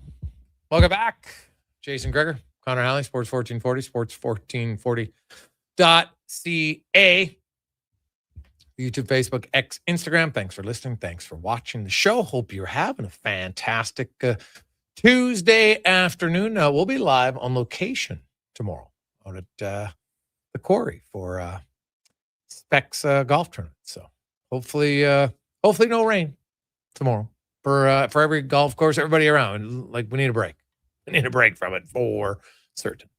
Let's get to 5 questions now, brought to you by The Brick, where The Brick is celebrating their 55th year as a company. Started in 1971. Bill Conroy. Great story. Local success story. It's grown into a massive business, but started right here in Edmonton. And 55 years. How about they have over $155,000 in prizes to be given away. So be sure to go there because you could win this week at The Brick and thebrick.com. It's time for 5 questions on the Jason Gregor Show. All right, Jason, question number 1. 3 weeks since free agency in the NHL got going. Are there any current free agents you would circle back and take a look at if you're the Edmonton Oilers? Not in July, no. I guess I could consider it maybe in September as you get closer to it, but I don't know. Tarasenko, I know some people have brought up, and he's a possibility, but I just look and say, like, where's he going to fit in? Like, you want competition, but you don't want like 11 bodies for 9 top 9 roles. Like, I don't think that's ideal personally. So I don't know. I guess if you could get him on a 1-year Roslovic deal, I'd probably look at that, but that's about it. Yeah, I'm with you. And I mean, like, you see it in the NFL a lot where vets will sign kind of last minute because they don't want to be involved in the OTAs. They'd rather just have their own time and they'll be ready. In the NHL, like, there's Yeah. not the OTA thing. No, you need so training camp though in the you need NHL. training camp, and you do in the NFL as well. But there's not like the summer months of show up for 5 days at a time. I don't know. I guess I don't think he would take the deal, but just on the same kind of vein, like looking at Tarasenko, like Patrick Laine, he's a year removed from a 20-goal season. I don't know if it would be cheap, but I like his upside. I like the size. I just there's some things that confuse me around him. Yeah, he didn't play. He didn't play last year, so Yeah. he would qualify for one of those bonus ones for sure. Yeah. But I don't know. He can't skate 5-on-5. Mhm. So, and the Oilers got the best power play in the NHL. I don't think they need Patrick. He'd be very much a buy low candidate and cut way if it's not working. Question number 2 for you: how much do you think Adam Fantilli gets to stick around with the Columbus Blue Jackets? Yeah, that's an interesting question. Like, I think in Columbus they would like to get him on a longer term deal and feel that he's going to build into it. Like he's had 31 goals 2 years ago. Last year 59 points. So like good numbers, but like, is he going to be like Nathan McKinnon? I can't say just because he has 2 50-goal seasons that he can't erupt and become an 80 or 90-point guy. And I think they still believe he can. Right? He's only 21. Well, he'll turn 22, I guess, in October. So, like, I like him. Bigger body, and you know what? He's definitely, I think, a second-line center right now with potential to be a first-line center. And there's just not many of them. So, I think Columbus is going to sign. I'm going to say, I bet you Fantilli, when you look at kind of the new world, I think Fantilli's going to get $12 million. Yeah, I mean, the two guys taken above him in that draft class, Bedard at 15, Carlson at 18. Obviously, I'm not putting him up in that category, and Carlson assisted by the offer sheet. I would, 13, like a step below Connor Bedard for sure. You want to keep this guy. You drafted him. You developed him. He's shown signs that he can put the puck in the back of the net and, kind of balance out his game a little bit this past season. So I would be definitely opening up the checkbook, 13 mil, 5 years at least, and just try to keep him around Columbus. I like the player, so I would definitely be paying him. Question number 3, on a scale of 1 to 10 today, what do you think the Jays' playoff chances are? I'll say a 1. Maybe 2. I guess I'll go 2. Like they're going to have a Boston Red Sox like turnaround, and that's obviously very hard to do. Right? The Red Sox have won 14 in a row, and they did have a game canceled tonight, so that's probably the worst thing they want for them due to the rain. But when I look at the Jays and just they haven't been able to hit really all year long. Why is it suddenly going to change? So I'll say 2.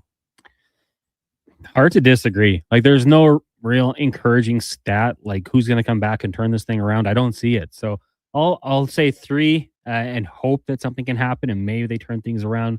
Red Sox run would be great, but yeah, I have very little faith in this team. I'm pessimistic about them once again. Earlier today on the Frenzy, we discussed the Falcons, which led to a conversation about their division, the NFC South. Last year, 3 teams went 8-9. The entire division was 500 against each other. This season, how do you think that division plays out 1 through 4? Go ahead. I liked what the Panthers did this offseason, kind of bolstering their defense. So I'm going to take the Panthers to win it again. Last year, they won it despite losing their last 3. Take some steps going forward. I'll take the Falcons 2, Bucks 3, Saints 4. And that's putting a lot of faith in those quarterbacks in Atlanta. I'm almost already regretting it. So I would agree. I'd probably have the Saints last. I'll go Panthers, Bucks, Falcons, Saints. All right. And I could see it going that way as well. Question number 5 for you. Today is the late Robin Williams' birthday. In honor of that, give me your top 3 movies of his. Go ahead. I think I would probably have to have Miss Doubtfire in there. Classic from when I was a kid. Good Will Hunting is another great one. And it's a voiceover, but give me Aladdin. So Miss Doubtfire, Good Will Hunting, and Aladdin. Yeah, those are good. I will. I'll go with different ones. I'm going to go Dead Poets Society, which was fantastic. I also I quite like Good Morning Vietnam. He was very witty in that movie. Using humor in a very tough environment, I would think. And like it's hard to go against Good Will Hunting just because I liked it so much. I'm just going to go with anything that wasn't flubber because, hey, even the greats have duds. And the flubber was a dud. I saw that one in theaters. You did? Yeah. I was 10. So did you like it? No. The marketing, I think, got me. Yeah. The concept of getting some flubber, but yeah, it was. You not actually great. got flubber in the when you went to the movie? No, of course not. But it looked cool. I got sucked in. Well, you're 10 though, so your I was parents 10. must have got sucked in with you. Yeah, right? 100%. Yeah. I mean, there's only so much whining you take from 3 kids. Eventually, you fold. But he had some really good ones as well. I like Cook Patch was a Adams good one. is the other one I'm forgetting. Patch Adams was great. Yes. 1 hour photo. I've said it before. He was incredibly creepy in that one. Showed his range. You know what? I never saw that movie. Yeah, you should. I swear there was a channel that would play it like every single Sunday. So I eventually gave in.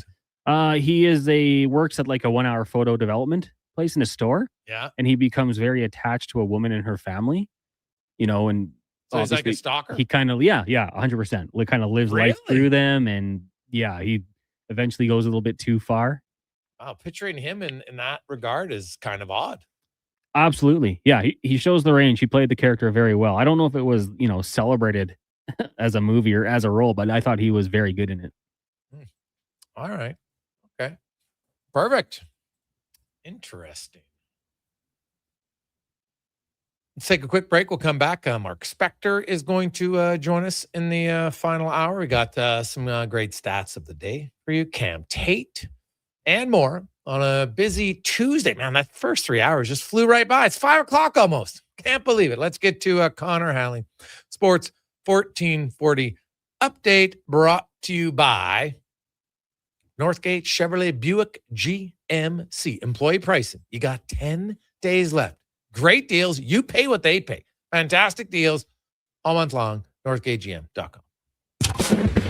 This is the Sports 1440 update. The Utah Mammoth have signed defenseman John Marino to an 8-year, $54 million contract extension. The Oilers' 6th-round pick back in 2015 has appeared in over 400 career games with 3 teams, recording 157 points. Major League Baseball, we're about 10 minutes away from first pitch. Jays and Rays from Toronto will join that game in progress following the Jason Gregor Show at 6 on our AM feed. One game underway right now. Twins beat the Guardians 1-0 in the top of the second. Dodgers Phillies delayed due to rain, as are the Yankees, Pirates, Orioles, Red Sox. Later on tonight, you got the Astros and the Marlins. Rockies host the Nationals. The Angels host the Cards. Athletics in the desert taking on the Diamondbacks, and it's the Mariners up against the Cincinnati Reds. Locally, Riverhawks hosting Kamloops once again down at Remax Field. First pitch set for 7:05, and the Stingers on the road in Saskatoon.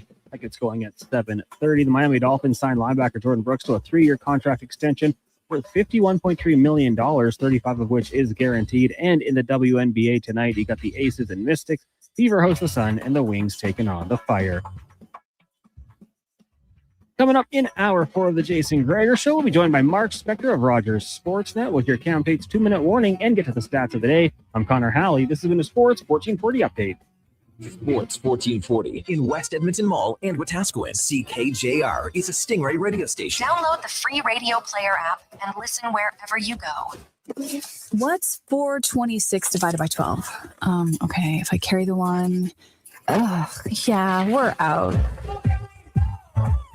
Go Auto has a free credit calculator that does the math for you. See what you could qualify for, estimate your payments, and get a better idea of what's in your budget. Because shopping for a vehicle is exciting, but crunching numbers, yeah, not so much.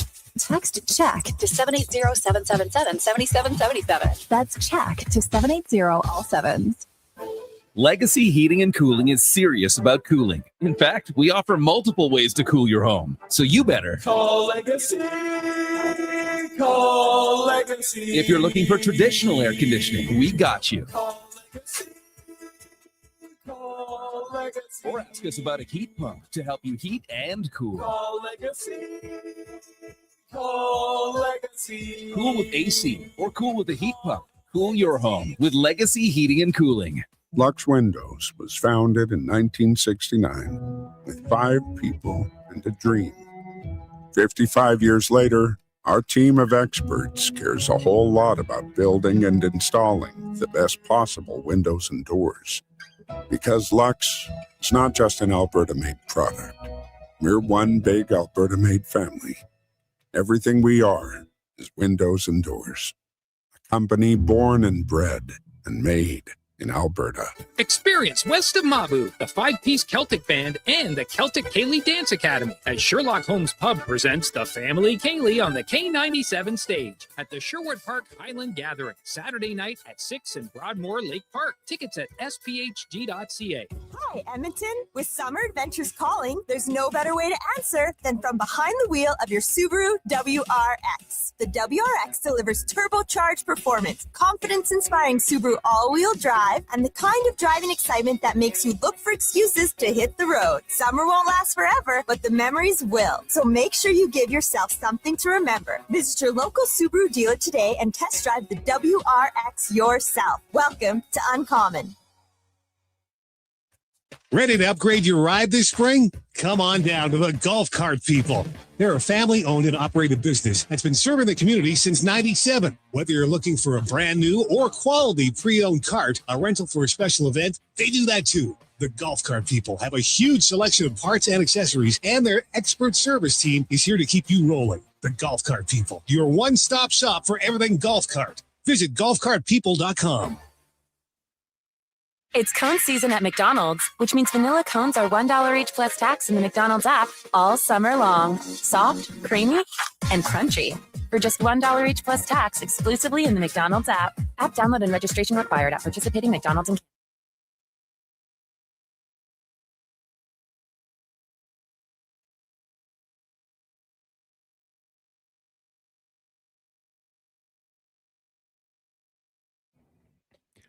Portions of this hour brought to you by CanTorque. We offer sale, rental, repair, and calibration of hydraulic, pneumatic, and battery-powered torque wrenches, stud tensioners, and flange maintenance equipment. Order today at CanTorque.com. The Jason Gregor Show, the best of Edmonton sports talk and beyond. This is Sports 1440. Presented by PlayAlberta.ca, Alberta's only regulated online gambling website.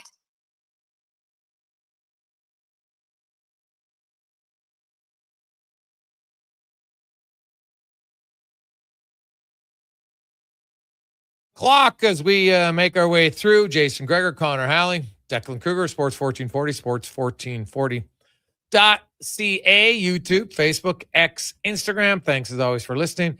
Thanks for watching the show as we wheel through a Tuesday afternoon brought to you by PlayAlberta.ca, where you can always get on the action. PlayAlberta.ca. Remember, 100% of the revenue stays right here in the province of Alberta at PlayAlberta.ca.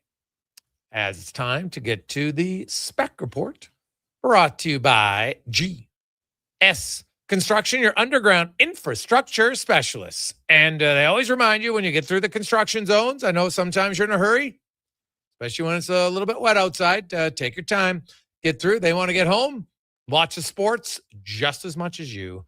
That is GS Construction. As we welcome in to the show from Rogers Sportsnet, Mark Spector joins us. Spec, good afternoon. How you doing? Spec, can you hear me? Hey, gotcha. All right. How's your golf game? How was my golf game? I just knocked around 9 holes out here. Tomorrow I walk around the quarry and don't hit a single ball. And if I don't golf today, I get FOMO tomorrow. So that's my tradition. I go out, hit a few balls today, don't even keep score. Felt good. Beer tasted good after. Here I am, man. How are you doing? Hey, I'm good. Hopefully it's not too wet tomorrow for golf. That would be a nice bonus for sure. Yes. The Edmonton Elks. I was at practice today. And they take on Saskatchewan. O'Donnell, he's not going to play on Thursday. But Brett Boyko is eligible to come off the 6th game, and he took a lot of reps on the number 1 unit at the left guard position. He obviously played tackle last year. He had played guard in the NFL beforehand. He's a huge guy. We're going to have to get a little bit lower, probably a pad set playing guard over tackle. But the Elks are getting some other guys back. Royce Metchie might even play more as a backup role, not as a starter, of course. And maybe even Brock Mogensen. I don't know. We'll see. It's kind of a weird rule in the CFL spec that if you're on the 6th game, you can only practice in individual drills, but not team drills. Kind of weird, but whatever. So kind of weird. Yep. Yeah, he was in some of them, but then not others. But as banged up as the Elks are here, they could get some guys back, which would be a good timing against a Saskatchewan team. Yeah, their offensive line did not perform against BC, and we saw that in the fact that they couldn't run the ball to start with, right? There just was nowhere to go. So that was a problem. And I thought that Fajardo faced a ton of pressure most of the night. He didn't have a lot of time in the pocket. He threw a lot of balls that he had to get rid of now and ended up getting snowed under. So, you know what? Like that's football, man. If the D line is beating your O line, that's why your offense only gets 19 points in the end of the day and 1 touchdown. And, they need a better performance from the O line. This team has to be able to use its top weapon and has to be able to run the ball. And what happened against BC, they won't win many more games if they can't figure out some kind of running game better than that. Is that not fair? Well, I found that BC, I went back and I watched the game, and BC was basically, they were blitzing heavy all the time, basically just saying, you know what, we're going to take away Rankin and we'll see if you can beat us elsewhere. And they did win, but, and they probably could have won by more if they had better execution in the red zone. But to me, my concern was that the offensive coaching staff, they didn't adjust anything. They didn't change anything. And football is a game of adjustments. And that to me is going to be the one thing that I looked. So if Saskatchewan's going to look and say, hey, we're going to mirror what BC did. Let's see if Edmonton at some point, there was never any play action. They were coming down so hard. You could have faked a handoff to Rankin and rolled out. And I think you would have been wide open and had time. They never tried it once. That's the part I don't understand, was the lack of making changes after seeing what BC was doing. Well, particularly too, you've got Javon Leake there, and he's a pretty good running back. Like for your second guy, if you're facing teams that are just gonna just bear down on Rankin and just do everything to take Rankin away, then fake the Rankin and give it to Leake. Use the other guy. Give them a reason that they can't just focus down on one guy. So listen, it's like, I'm not telling the OC what to do. He knows all this stuff, but there's an answer for every question in football, right? There's an answer for every question. And shoving a square peg into a round hole game after game, that is never the answer. You got to react. No matter how good, Rankin is, no matter how good you think your offense is, and it hasn't been great, you got to react to what the defense is doing. And you're right. They probably need to react better. And I guess my suggestion would be Leake is a nice looking running back. And if he got the ball a little bit, you might like what he does with it. So maybe he's your answer, Jay. Maybe he's your answer to getting the pressure off of Rankin every single play. Yeah, I don't know. Switching him in, I'm saying playing both. Oh, yeah, maybe. But at some point, I just don't understand why I can't have, play action. It's a staple in a lot of offenses. I don't really get why we haven't seen it. Now it's early on. Maybe you'll see it, but I'll be watching closer to see what type of changes in game we see from the offensive play calling. Because definitely haven't seen much in the BC games. Ottawa just isn't that good of a team, and you controlled it, and that's great. But now you've got Saskatchewan, Montreal, the teams with the 2 best records outside of Edmonton, and I think you're gonna have a tougher challenge here. So I'm very curious to see how they respond. The good news is they're getting some guys healthy that you always want depth. Getting Boyko in should be good. You're going to need him to play well, better than he played last year. No question he'll play a different position, but we'll see. And my understanding is O'Donnell's only going to miss 1 game. He should be ready for the rematch. So that's a good possibility, because then you could even move Boyko. Maybe Boyko could play the right side at the guard position, and be another give you more roster flexibility for them. So Listen, it's fun. They're 5-1. We're picking apart a 5-1 team, which is a lot more fun than picking apart an 0-16 like we've been doing for the last 5-6 years. So, you know what? We can all look at some things they're not doing as well as they want to do. I'm sure they're hyper aware of all of those things that they'd like to improve. But in the end, you're trying to improve it while you're 5-1, and that's a great position to be in compared to where we've been in the past around here. Yeah, no, that is no doubt about that. Connor asked it earlier, Spec, about the Jays season. Is it good night, Irene? Should they be looking to trade off some pieces? Well, yeah, I would say that they certainly look like sellers here. There's just too many components here that aren't going. Like, they're not all coming together at the same time. If I had a whole team going and I just had, let's say, Vladdy Guerrero Jr. wasn't, and I think, well, geez, these guys can carry us to the finish line, and man, if Vladdy gets going, we're going to fly. I might think differently, but there's a bunch of things that aren't going well there. The defense has been horrible. They got a handful of guys not hitting. Guerrero is an absolute mess.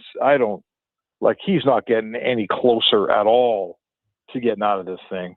So yes, Jay, I mean, if the question is, should they act like a team that thinks it can make the playoffs? My answer to you is no.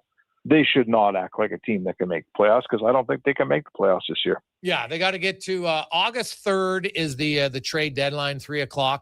So, it's less than 2 weeks away. They literally have to go on something like 10-2, maybe 9-3 at some point to even think of giving themselves an opportunity. But it's hard to envision that when you consider just how much they've struggled at the plate. They just they can't swing the bat, man. It is wild. I just can't remember a team like the Jays are dead last in runs scored. Like, this is not a week-long slump. It's basically been a season-long slump.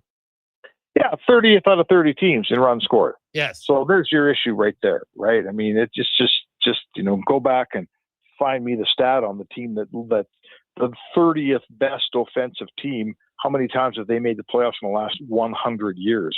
Once, maybe not even once, right? It's just simple as that. If you're the worst offensive team in baseball, you don't get to make the playoffs. You're not going to win enough games. You can't. There is no pitching staff that could win that many 2-1, 1-0 games out there. So no, this is on their bats for now. Like, it's on their offensive production. It's on the big boys. It's on the guys who hit singles and doubles. It's on everybody, man. It has just been a bad year at the plate in Toronto. And I guess all you can do is try to make your team better next year heading into the August 3rd trade deadline, Jay. But the worst thing you can do is kid yourself, right? You got to look in the mirror, admit what you are, and play it straight up into the August 3rd trade deadline. Yeah. Mark Spector joins us here, Sports 1440, sports1440.ca. Looking at the NHL spec, the Detroit Red Wings, no GM still. They got to get that spot filled, do you think, this week? Well, I mean, sure.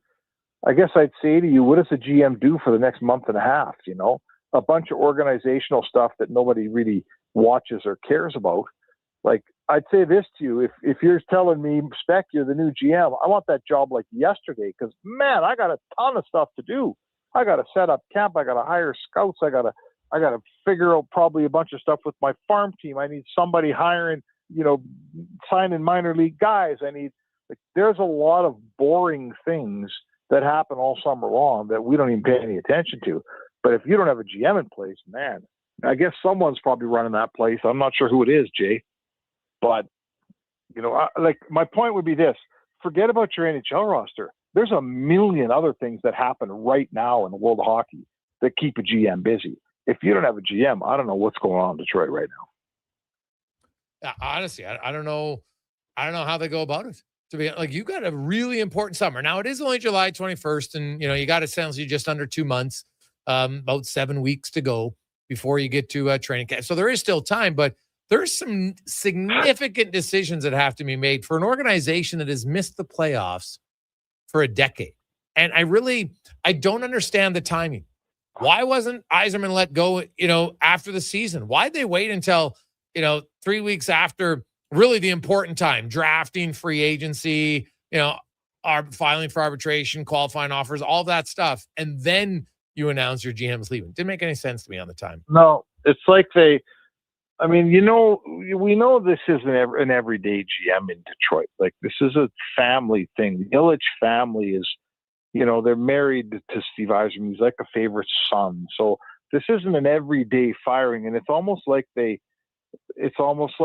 had some effect on, they had to convince themselves it had to happen. Maybe they had to, I know Chris Ilitch is running the show there, the son, right? Yes. The son of Marion and Mr. Ilitch. But, maybe it's hard to be decisive when you're making that call in Detroit. I don't know. But there, like I said several shows ago, Jay, there's a reason why the NFL has Black Monday. It's because when your season's done and you're firing people, you let them go right this second and start hiring fresh and get going for the next season and doing what Detroit's doing right now. Like, they're on the verge of turning 10 seasons into 11 because we're going to look at the season next year and go, man, that poor GM, whoever they hire, he never had a chance. And that's not what you want to do in Detroit right now. Yeah, no, it's very true. Spec, who would you say, is there a team whose off season in the NHL you like the most and think they will improve because of it? Ooh, boy, oh boy, that's a good question. Let's see, who do I like? I'll tell you what I don't like. I didn't like what happened in Anaheim. I think that whole Carlson thing upset everybody there. I think Dallas, I didn't like what they did. I'm trying to think of teams that I like here. Washington had a pretty good Washington made a couple acquisitions that I don't mind. I'm not sure what they have, I'm not sure that they're ready to pounce and be a playoff team again, but I thought Washington was good. Let me think. You hit me with this one, Jay. You know what? Toronto did a lot of stuff. They didn't bring in any high level players, but I think they rounded out their roster well. I thought that they got some guts and some size that they needed. And you know what? I got to throw Edmonton in there. I don't mind. Like, let's see what happens with this goaltending situation, the three-headed monster. That's going to be something we talk about a lot. But Dickinson and Murphy were huge, in my opinion. And you know what? The trade for Shea. I wish I knew more about him, Jay, but I feel like people around the league are telling me this guy's going to be a really good defenseman there. What do you think? Yeah, free agent signing for him. Mark Madulin was the Nurse trade. I know it kind of came. You trade Nurse, and that freed up the money to get Shea. Right. That is fair. Sorry about that. Yeah, sure. Shea's a guy that I'm interested to see. Had one good year, and there are people that think that he had more than one good year, and that the other ones were just kind of building to it. So he'll come in here and probably be asked to be a 4-5. He comes with defense first, which really seems to be something that Stan Bowman's been looking for. Dickinson, they brought in guys. Hey, we got offense, which I've said for years. The Oilers can play offense, and they actually can play defense when they choose to. We've seen it in the past, and I think that now they will. So I'm more interested in what's Mark Madulin going to do? I know he's probably only going to be in the third pair, but how's he going to play? And the goaltending situation is fascinating to me. Like, Freddie Anderson has played 34, 35, 22, 16. So I would look and say, I don't expect him to play more than 30 games in the regular season. I really don't. Right. And I don't think he has to. So, and Devin Levi, if you like him, at some point he's going to have to play to see, what you have. And then there's Tristan Jarry, who really, outside of last year, if you go back and look at his previous 4 years, 48, 58, 53, 49 games, he's played a fair amount. I don't know if he can play that many this year, but what can he be? Is he going to come to camp in better shape? I think there's some whispers that they want him to work harder in practice. So, lots of questions for him to be answered. And probably the biggest questions are in goal. Oh, I think we're going to have so many conversations about this 3 goalie system here right from training camp. Like, what's the plan? Like, what are the numbers that they're starting off the season? How many starts do they want Freddie Anderson to make? When they make, like, they play Vancouver on opening night, Jay, then they go to Vancouver for a 1-game road trip the next day. And then they come home? Do they fly 3 goalies to Vancouver? No chance. Or do they leave a guy at home? Yes, of course they do. So now you got a guy you're not even traveling with for that 1 game to Seattle and back, which is something I've never seen a team that does that. That's new. Yeah, Carolina last year at times they wouldn't do it, right? They would keep a guy, especially if it was a 1-game road trip. They would keep a guy at home. They didn't need to. So I get it. Freddie Anderson's probably used to that, right? If I would think maybe if Anderson plays the first game, all right, or Jari, whatever, somebody's going to play that second game, and the other guy doesn't travel. Like, why do you need to travel him? He stays home. He's rested. They're coming back home for another home game. To me, it actually makes sense. If you have the advantage, use it. Well, I mean, if you're going to, I guess what you're telling me is having 3 goalies, a 3-goalie system is an advantage in some way. I guess you might as well play the advantages that it brings. Sure.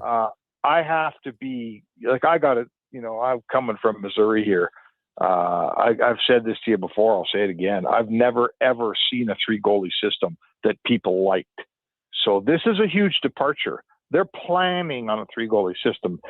Stan Bowman has acquired Devin Levi and Anderson and has Jari. He's built this thing to be 3 goalies. They're carrying 3 all year. Yeah. This is weird. And guys are going to have, this is going to take some getting used to, man.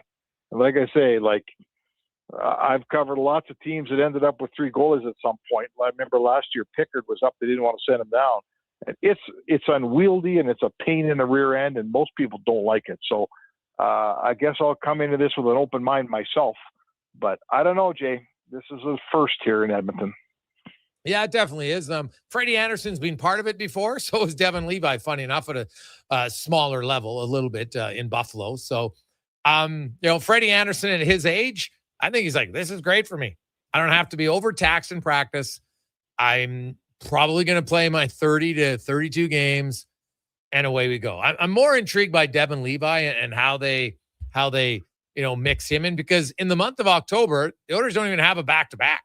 So, where, are you going to play like goalie? I don't think it's going to be a 1-2-3 rotation. I could be totally wrong. So I'm kind of curious.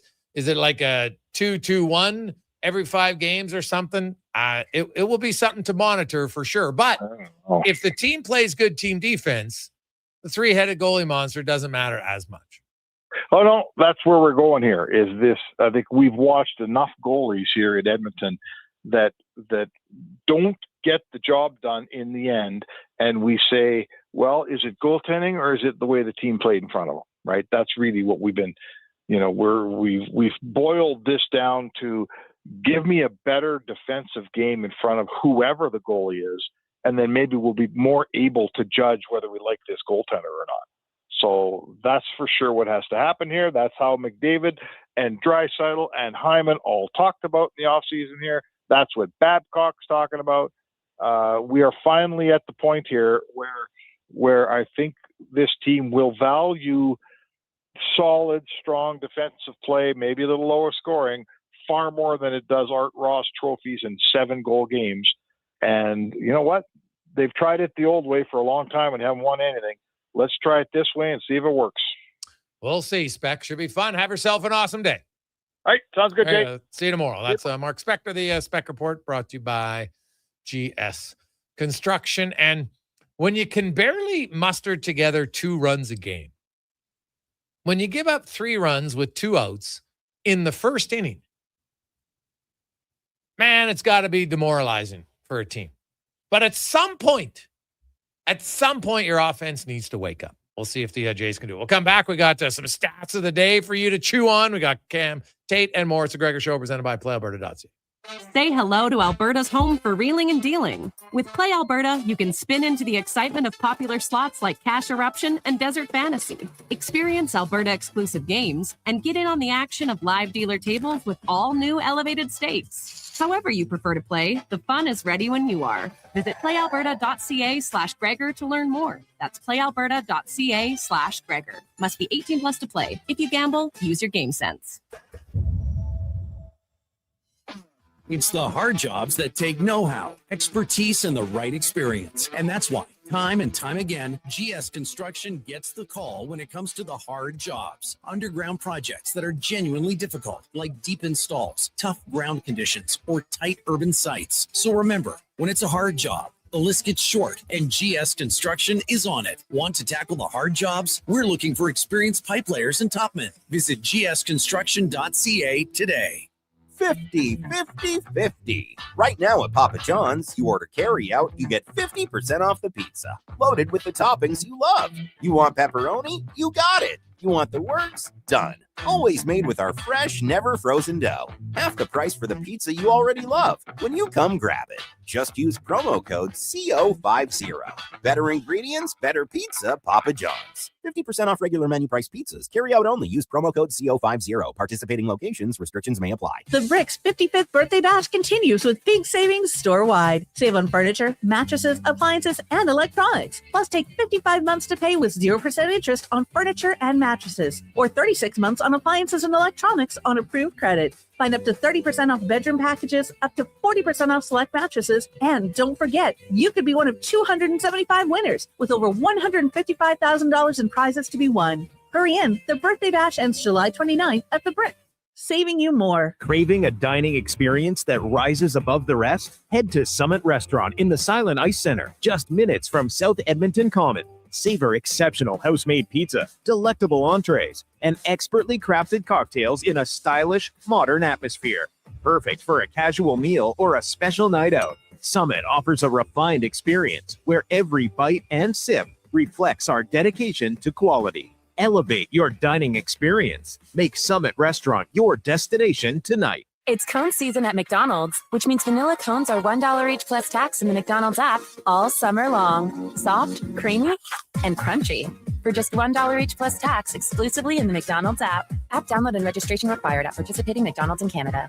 Hi, Edmonton. With summer adventures calling, there's no better way to answer than from behind the wheel of your Subaru WRX. The WRX delivers turbocharged performance, confidence-inspiring Subaru all-wheel drive, and the kind of driving excitement that makes you look for excuses to hit the road. Summer won't last forever, but the memories will. So make sure you give yourself something to remember. Visit your local Subaru dealer today and test drive the WRX yourself. Welcome to Uncommon.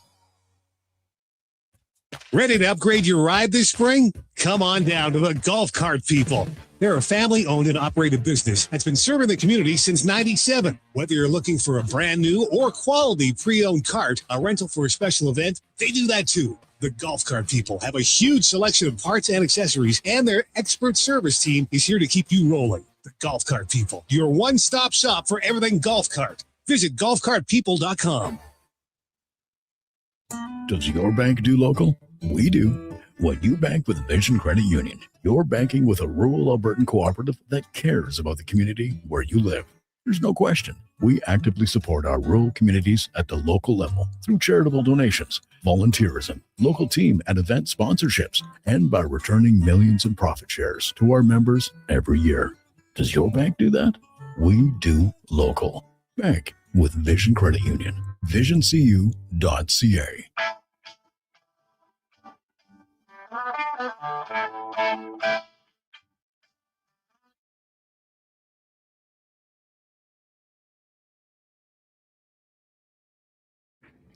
Portions of this hour brought to you by Sherbrooke Liquor, the best place for wine, cocktails, and beers from all over the world. Also, a variety of excellent non-alcoholic options. See more at SherbrookeLiquor.com. This is Sports 1440, where Edmonton talks sports. On YouTube, Facebook, and X. Here's Jason Gregor. Brought to you by PlayAlberta.ca.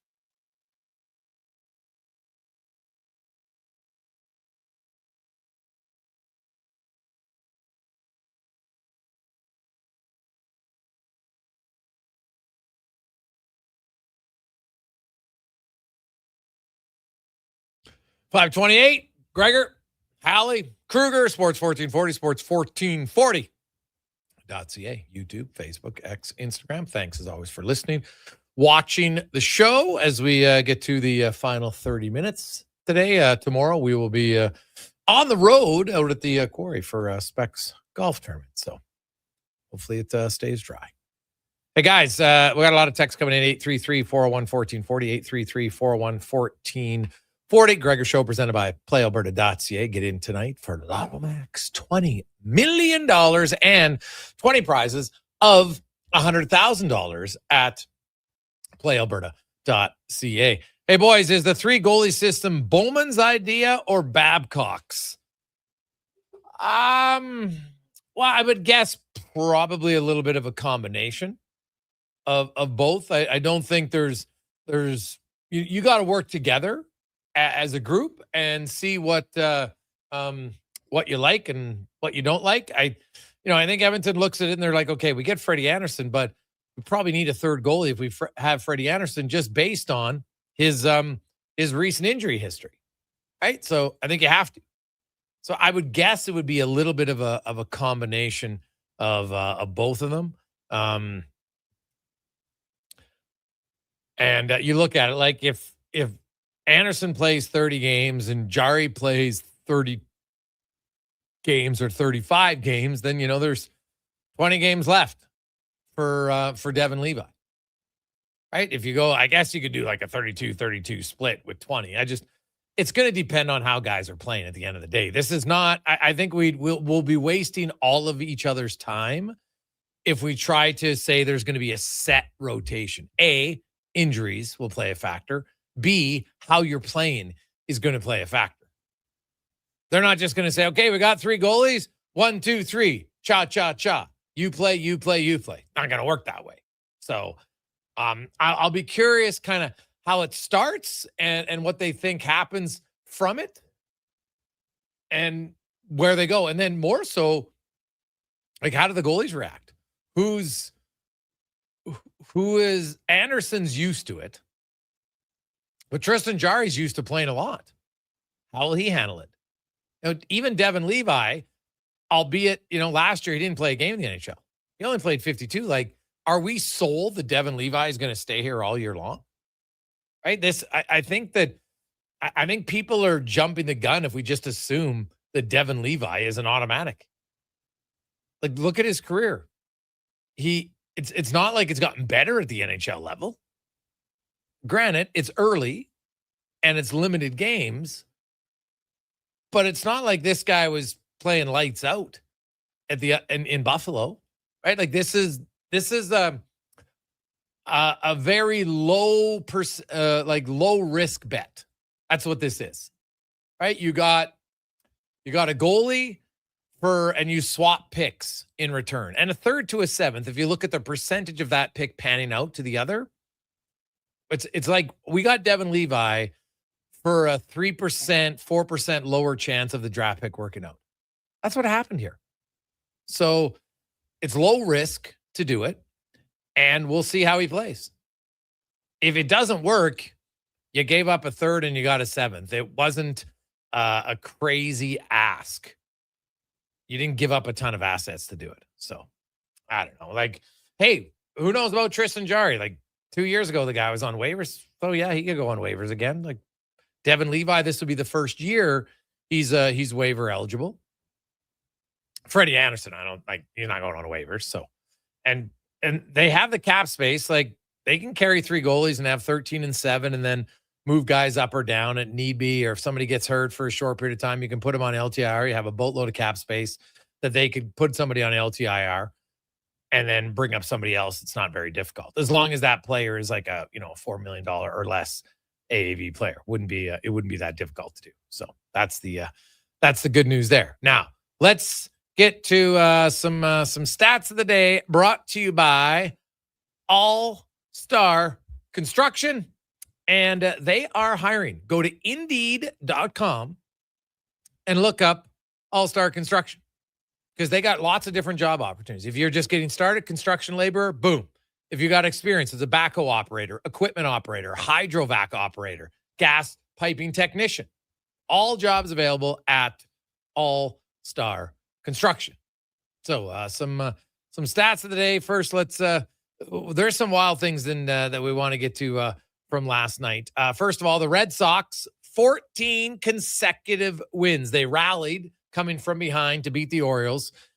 If they win again, they will match franchise longest which was set way back in 1946. Also, we were talking earlier about WNBA. Olivia Miles, I'm telling you, like they're already making the comparison. Like, how did she go third overall? She is killing it. She put up 32 points, 8 boards, 8 assists to join Candace Parker as the only rookies ever in WNBA history to do that in a game. And she is looking really good. Also, how about this? If you were a college player, Connor Halley, if you play for Iowa or Kansas, you're going to play at the Field of Dreams Park in Dyersville, Iowa. This will be the first Division I college game back at the field that was originally constructed for the iconic 1989 Field of Dreams. Pretty awesome stuff to be a part of that as a young player, college. Now, here's some stats that you don't see very often. And this is wild because this is a pitcher that's pretty good. But did you see Joe Ryan? He's a two-time All-Star. He's one of the best pitchers in the American League. But oh my goodness, did he have a tough night last night? He allowed 6 home runs in Minnesota's 13-4 loss. That's tied for the most by any pitcher in MLB history in a single game. Now, what's crazy about it is he was an all-star this year and last. He entered the game with a 2.85 ERA. And how about this? In his first 20 starts, he allowed 10 home runs. And then last night, he allowed 6 in one game. I can't believe his manager kept him in there. Like, obviously, hey, he respects him. And then he's thinking, hey, you know what? Joel will get out of it. Joel will get out of it. What's wild is 2 of the home runs came from rookie Petey Halpin. And they were the first 2 home runs of his career. He didn't have a home run in his first 39 games. But boom, he says, you know what? No big deal. I'm going up against an all-star. And the other thing is the Guardians as a team had the fewest home runs in the league before teeing off on Ryan. It's just one of those wild nights that you don't expect. A really good pitcher, and suddenly, all of a sudden, he's just giving home run after home run. Also, how about this? Going back to the inaugural majors, the Masters back in 1934. Did you know, gentlemen, that this was only the second time in PGA history that all 4 major winners hailed from a different country? Northern Ireland for Rory McIlroy, England for Aaron Ryan, USA's Wyndham Clark, and New Zealand's Ryan Fox. So the only other time it happened was in 2010 when Pete Mickelson, USA, Germany's Martin Keimer, Northern Ireland's Graham McDowell, and South Africa's Louis Oosthuizen each won one of the majors. So that is a rare thing to have happen. Also, did you see the cons? I don't know if you've seen any more on it. They're doing some drug doping again in the Tour de France. And there's some rumblings about might be some people at the top. Yowzer. So yowzer stuff. And lastly, just if you're a believer in, I don't even know how I would classify it, but just things that happen once are destined to happen again. In 2010, Spain won the World Cup, and Rafael Nadal became the youngest man in the Open era to complete the career Grand Slam. Fast forward 16 years later, Spain wins the World Cup, and Spaniard Carlos Alcaraz becomes the youngest man in the Open era to complete the career Grand Slam. Did you know that, Connor Halley? No, I did not know that. No, neither did I. Until I found it out. Spanish. So that is 2010, 2026. The year of the Spaniards, we will call it, for sure. And pretty good. And one other thing. This is how hard it is. Remember, you guys know you must know who Roger Bannister is, right? Listeners, Roger Bannister. He was the first ever person to run a 4-minute mile. That came 72 years ago. So you think of And you think of the tracks that they run on, the cleats, the training, everything else. So he did it 72 years ago. And in 72 years, we've basically been able to improve it by 17 seconds over a 72-year span. That's wild. Crazy stuff. So Josh Kerr just ran his mile in 3 minutes, 42 seconds and 66 one-hundredths of a second after Roger Bannister did it, breaking the unthinkable 4-minute mile. Like in 72 years, 17 seconds. It's still a lot, but in running, like seconds, I think at times when we see a second, we don't really understand just how much of a different distance that is. So kudos to Kerr, but also kudos to Roger Bannister, the first guy to do it in very different conditions when you consider track, cleats, everything else. 5:40, quick break. We'll return on the Gregor Show with Cam Tate, Sports 1440, sports1440.ca. 50, 50, 50. Right now at Papa John's, you order carry out, you get 50% off the pizza. Loaded with the toppings you love. You want pepperoni? You got it. You want the works? Done. Always made with our fresh, never frozen dough. Half the price for the pizza you already love. When you come grab it, just use promo code CO50. Better ingredients, better pizza, Papa John's. 50% off regular menu price pizzas. Carry out only. Use promo code CO50. Participating locations, restrictions may apply. Okay, new strategy. I'll just live in the freezer till October. It's spacious in here. It's spacious. There's a better way to survive the coming AC Quick gut season. check, San Pro Diego. Solutions is your If you saw two expert for AC repairs, tune-ups, and new installations. We offer convenient financing options and fast appointments so you can enjoy your entire home, not just the freezer. hospital in the county, Frozen peas where they maybe belong. just Book now 1440. at ProSolutionsInc.ca. Well, get ready for a silly hockey fans. Your partner in power just skated onto the ice. EWEL.ca, the new e-commerce website for electrical wholesalers Edmonton, is ready for the power play 24/7, 365. UL skates to where the puck will be in 5 years. Now that's forward thinking. Killer selection, slamming products from the best brands, and legendary service. Don't sit on the bench. Get your account today at EWEL.ca and win that project. Plug into your partner in power. Get an EWEL.ca account today. I missed one payment, then another. Now I feel behind on everything. I can't keep up. Falling behind happens to more people than you think, but there is a solution. My name is Parveen Middleton. I'm a licensed insolvency trustee at BDO here in Edmonton. Together, we can create a plan that fits your situation and helps you get caught up and back in control. Call 1-833-BDO-TALK or visit bdodebt.ca to book your free consultation and discover your debt-free future. We just dropped a massive payload at NISQ 4. It's time to unload some deals at the Truckload of Savings event. If you've been waiting to upgrade, we've backed up the savings with unbeatable offers on our toughest Fords. Right now, haul away exactly what you need and take advantage of massive price drops across our entire lineup, including the legendary Ford F-150 for the job site or the weekend getaway. Shop the Truckload of Savings at nisqford.ca. Nisq Ford, above expectations. Bashaw Concrete Products. From concrete and septic tanks to blocks, precast water pads, Jersey barriers, and aggregates. Farmers, contractors, homeowners. Plan your next project at BashawConcrete.com. Family owned. Over 60 years pouring. Bashaw Concrete Products. Once again, start here. Bashaw Concrete.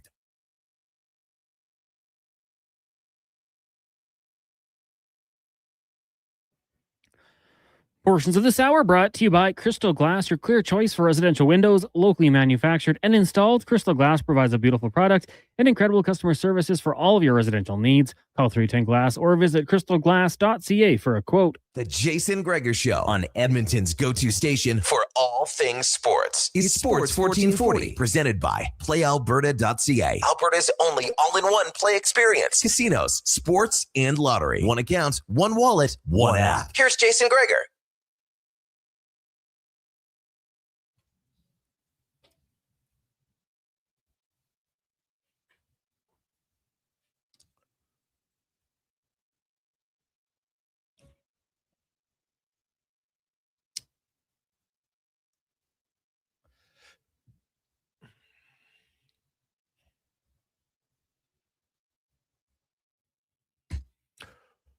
It is the final countdown. Oh my goodness. It's painful. The more you watch it, it is painful. There is no team better in Major League Baseball to get the bases loaded with one out and then never score anybody. Infield flies, strikeouts, double plays.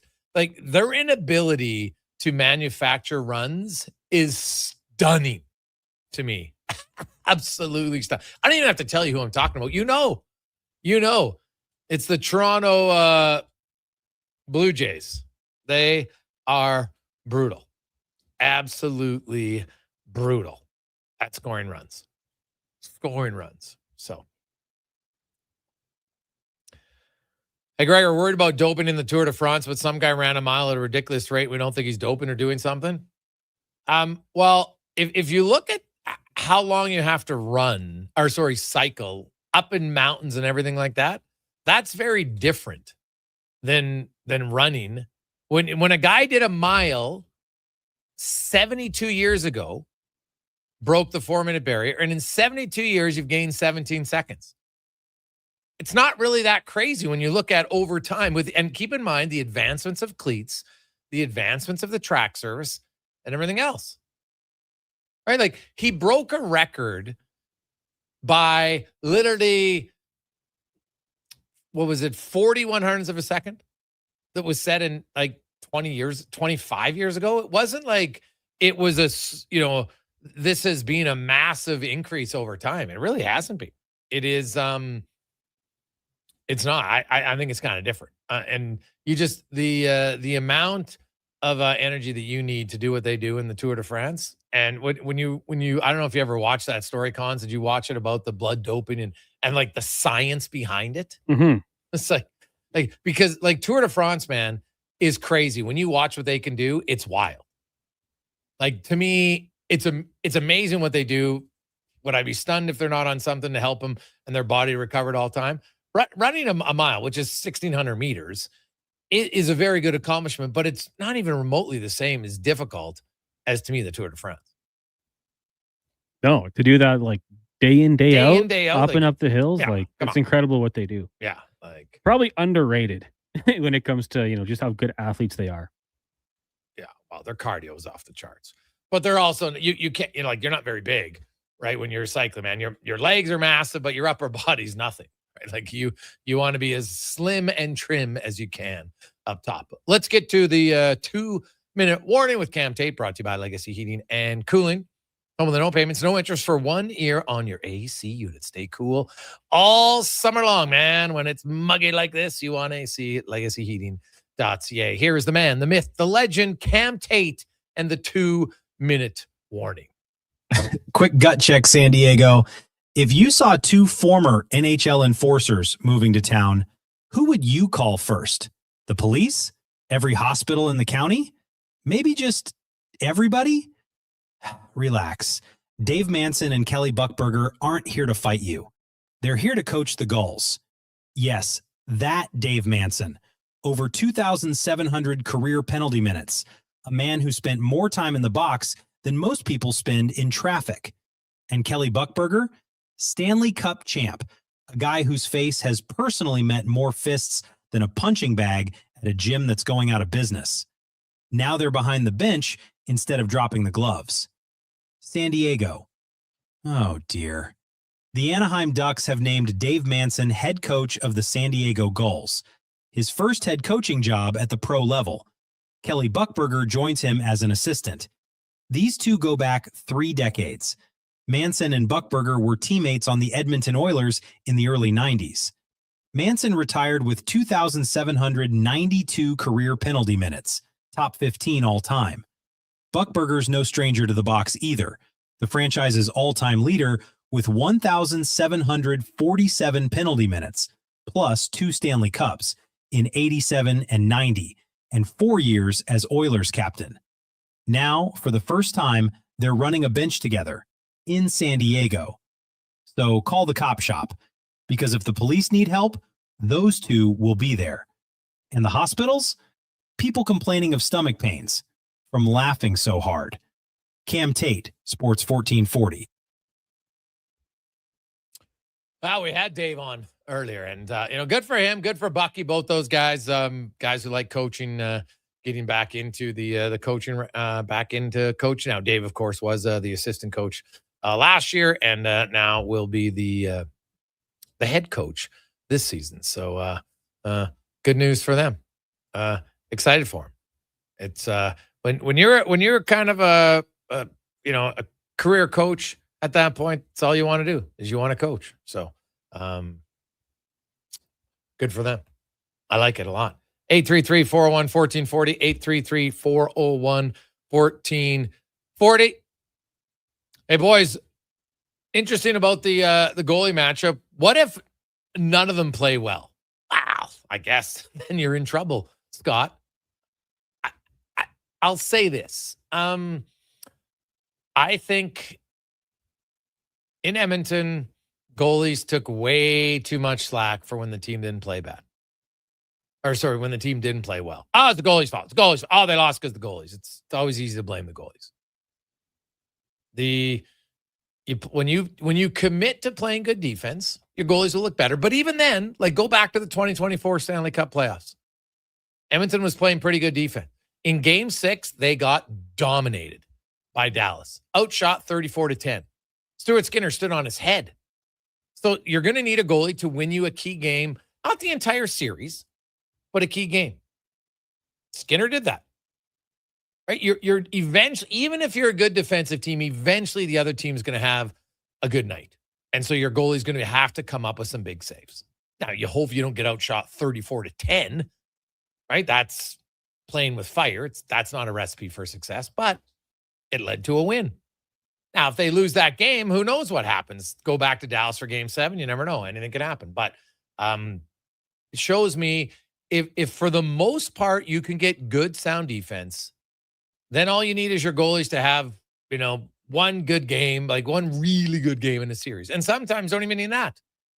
But that's kind of where I see it. So if I run the odds and say, do I think Tristan Jarry could have a game series? Sure. Anderson? Sure. Devin Levi? I don't know. That to me is, I'm not as quick to anoint that Devin Levi is for sure going to be an NHL goalie because we haven't seen enough of it to know. Tristan Jarry has been a good NHL goalie for a while. Right? Last year wasn't a good year for him. It's also the first year of the last 5 where he had any real serious long-term injuries. Only played 36 games. That was a problem. Freddie Anderson hasn't played a lot of games the last few years, but when he has played, he's good. So you don't really have to worry about him when he's in. It's just how long is he going to be in for? That's the question. And I'm sure before the season starts, we could probably have an over/under on games played. That to me would be a fascinating look to see kind of how it goes. So we'll see. Cons, do you have any thoughts on games played for the goalies? And where do you come out on Devin Levi?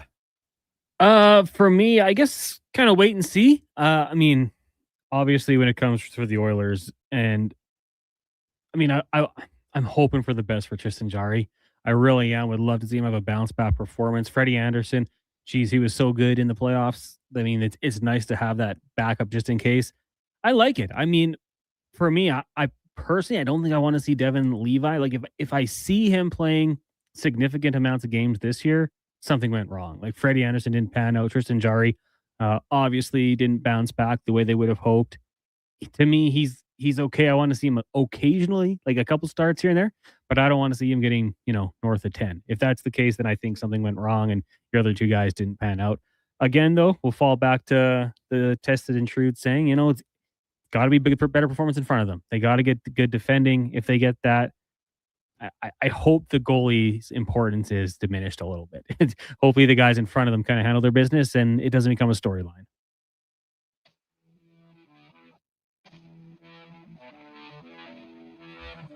Yeah, that's totally valid. It is one where there's potential for it, but there's also potential to have some people overreact to it. Play good defense. I think the goaltending will look better. On behalf of Connor Halley, Declan Kruger, I'm Jason Gregor. Have yourselves a wonderful Tuesday evening. Papa John's, 40% off. Woo-hoo! Get that today, every Tuesday at Papa John's. Have yourself a good night. It is the Gregor Show presented by PlayAlberta.ca. Let's get to the con man and a sports 1440 update brought to you by CanTorque. Made in Canada, made for Canada, where extreme isn't theoretical. Find your solution at CanTorque.com. Good night.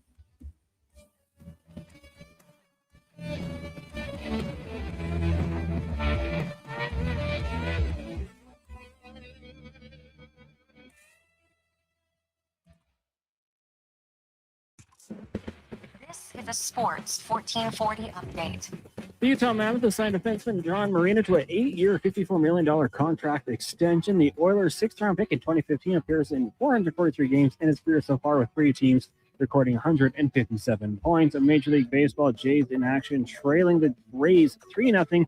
Heading into the third, we'll join that game in progress on our AM feed following the upcoming commercial break. Elsewhere, Twins, Guardians side at 2 in the 5th. The Braves up on the Padres 2-1. Mets, Brewers, Giants, Royals both scoreless. Later tonight, Rangers host the White Sox, Tigers in Chicago to take on the Cubs. You got the Nationals, Rockies, Angels, Cards, Athletics, Diamondbacks, and the Mariners will host the Reds. Pirates, Yankees, Red Sox, Orioles both postponed due to weather issues in the area. Locally, the Riverhawks host Kamloops once again down at Remax Field. First pitch set for 7:05.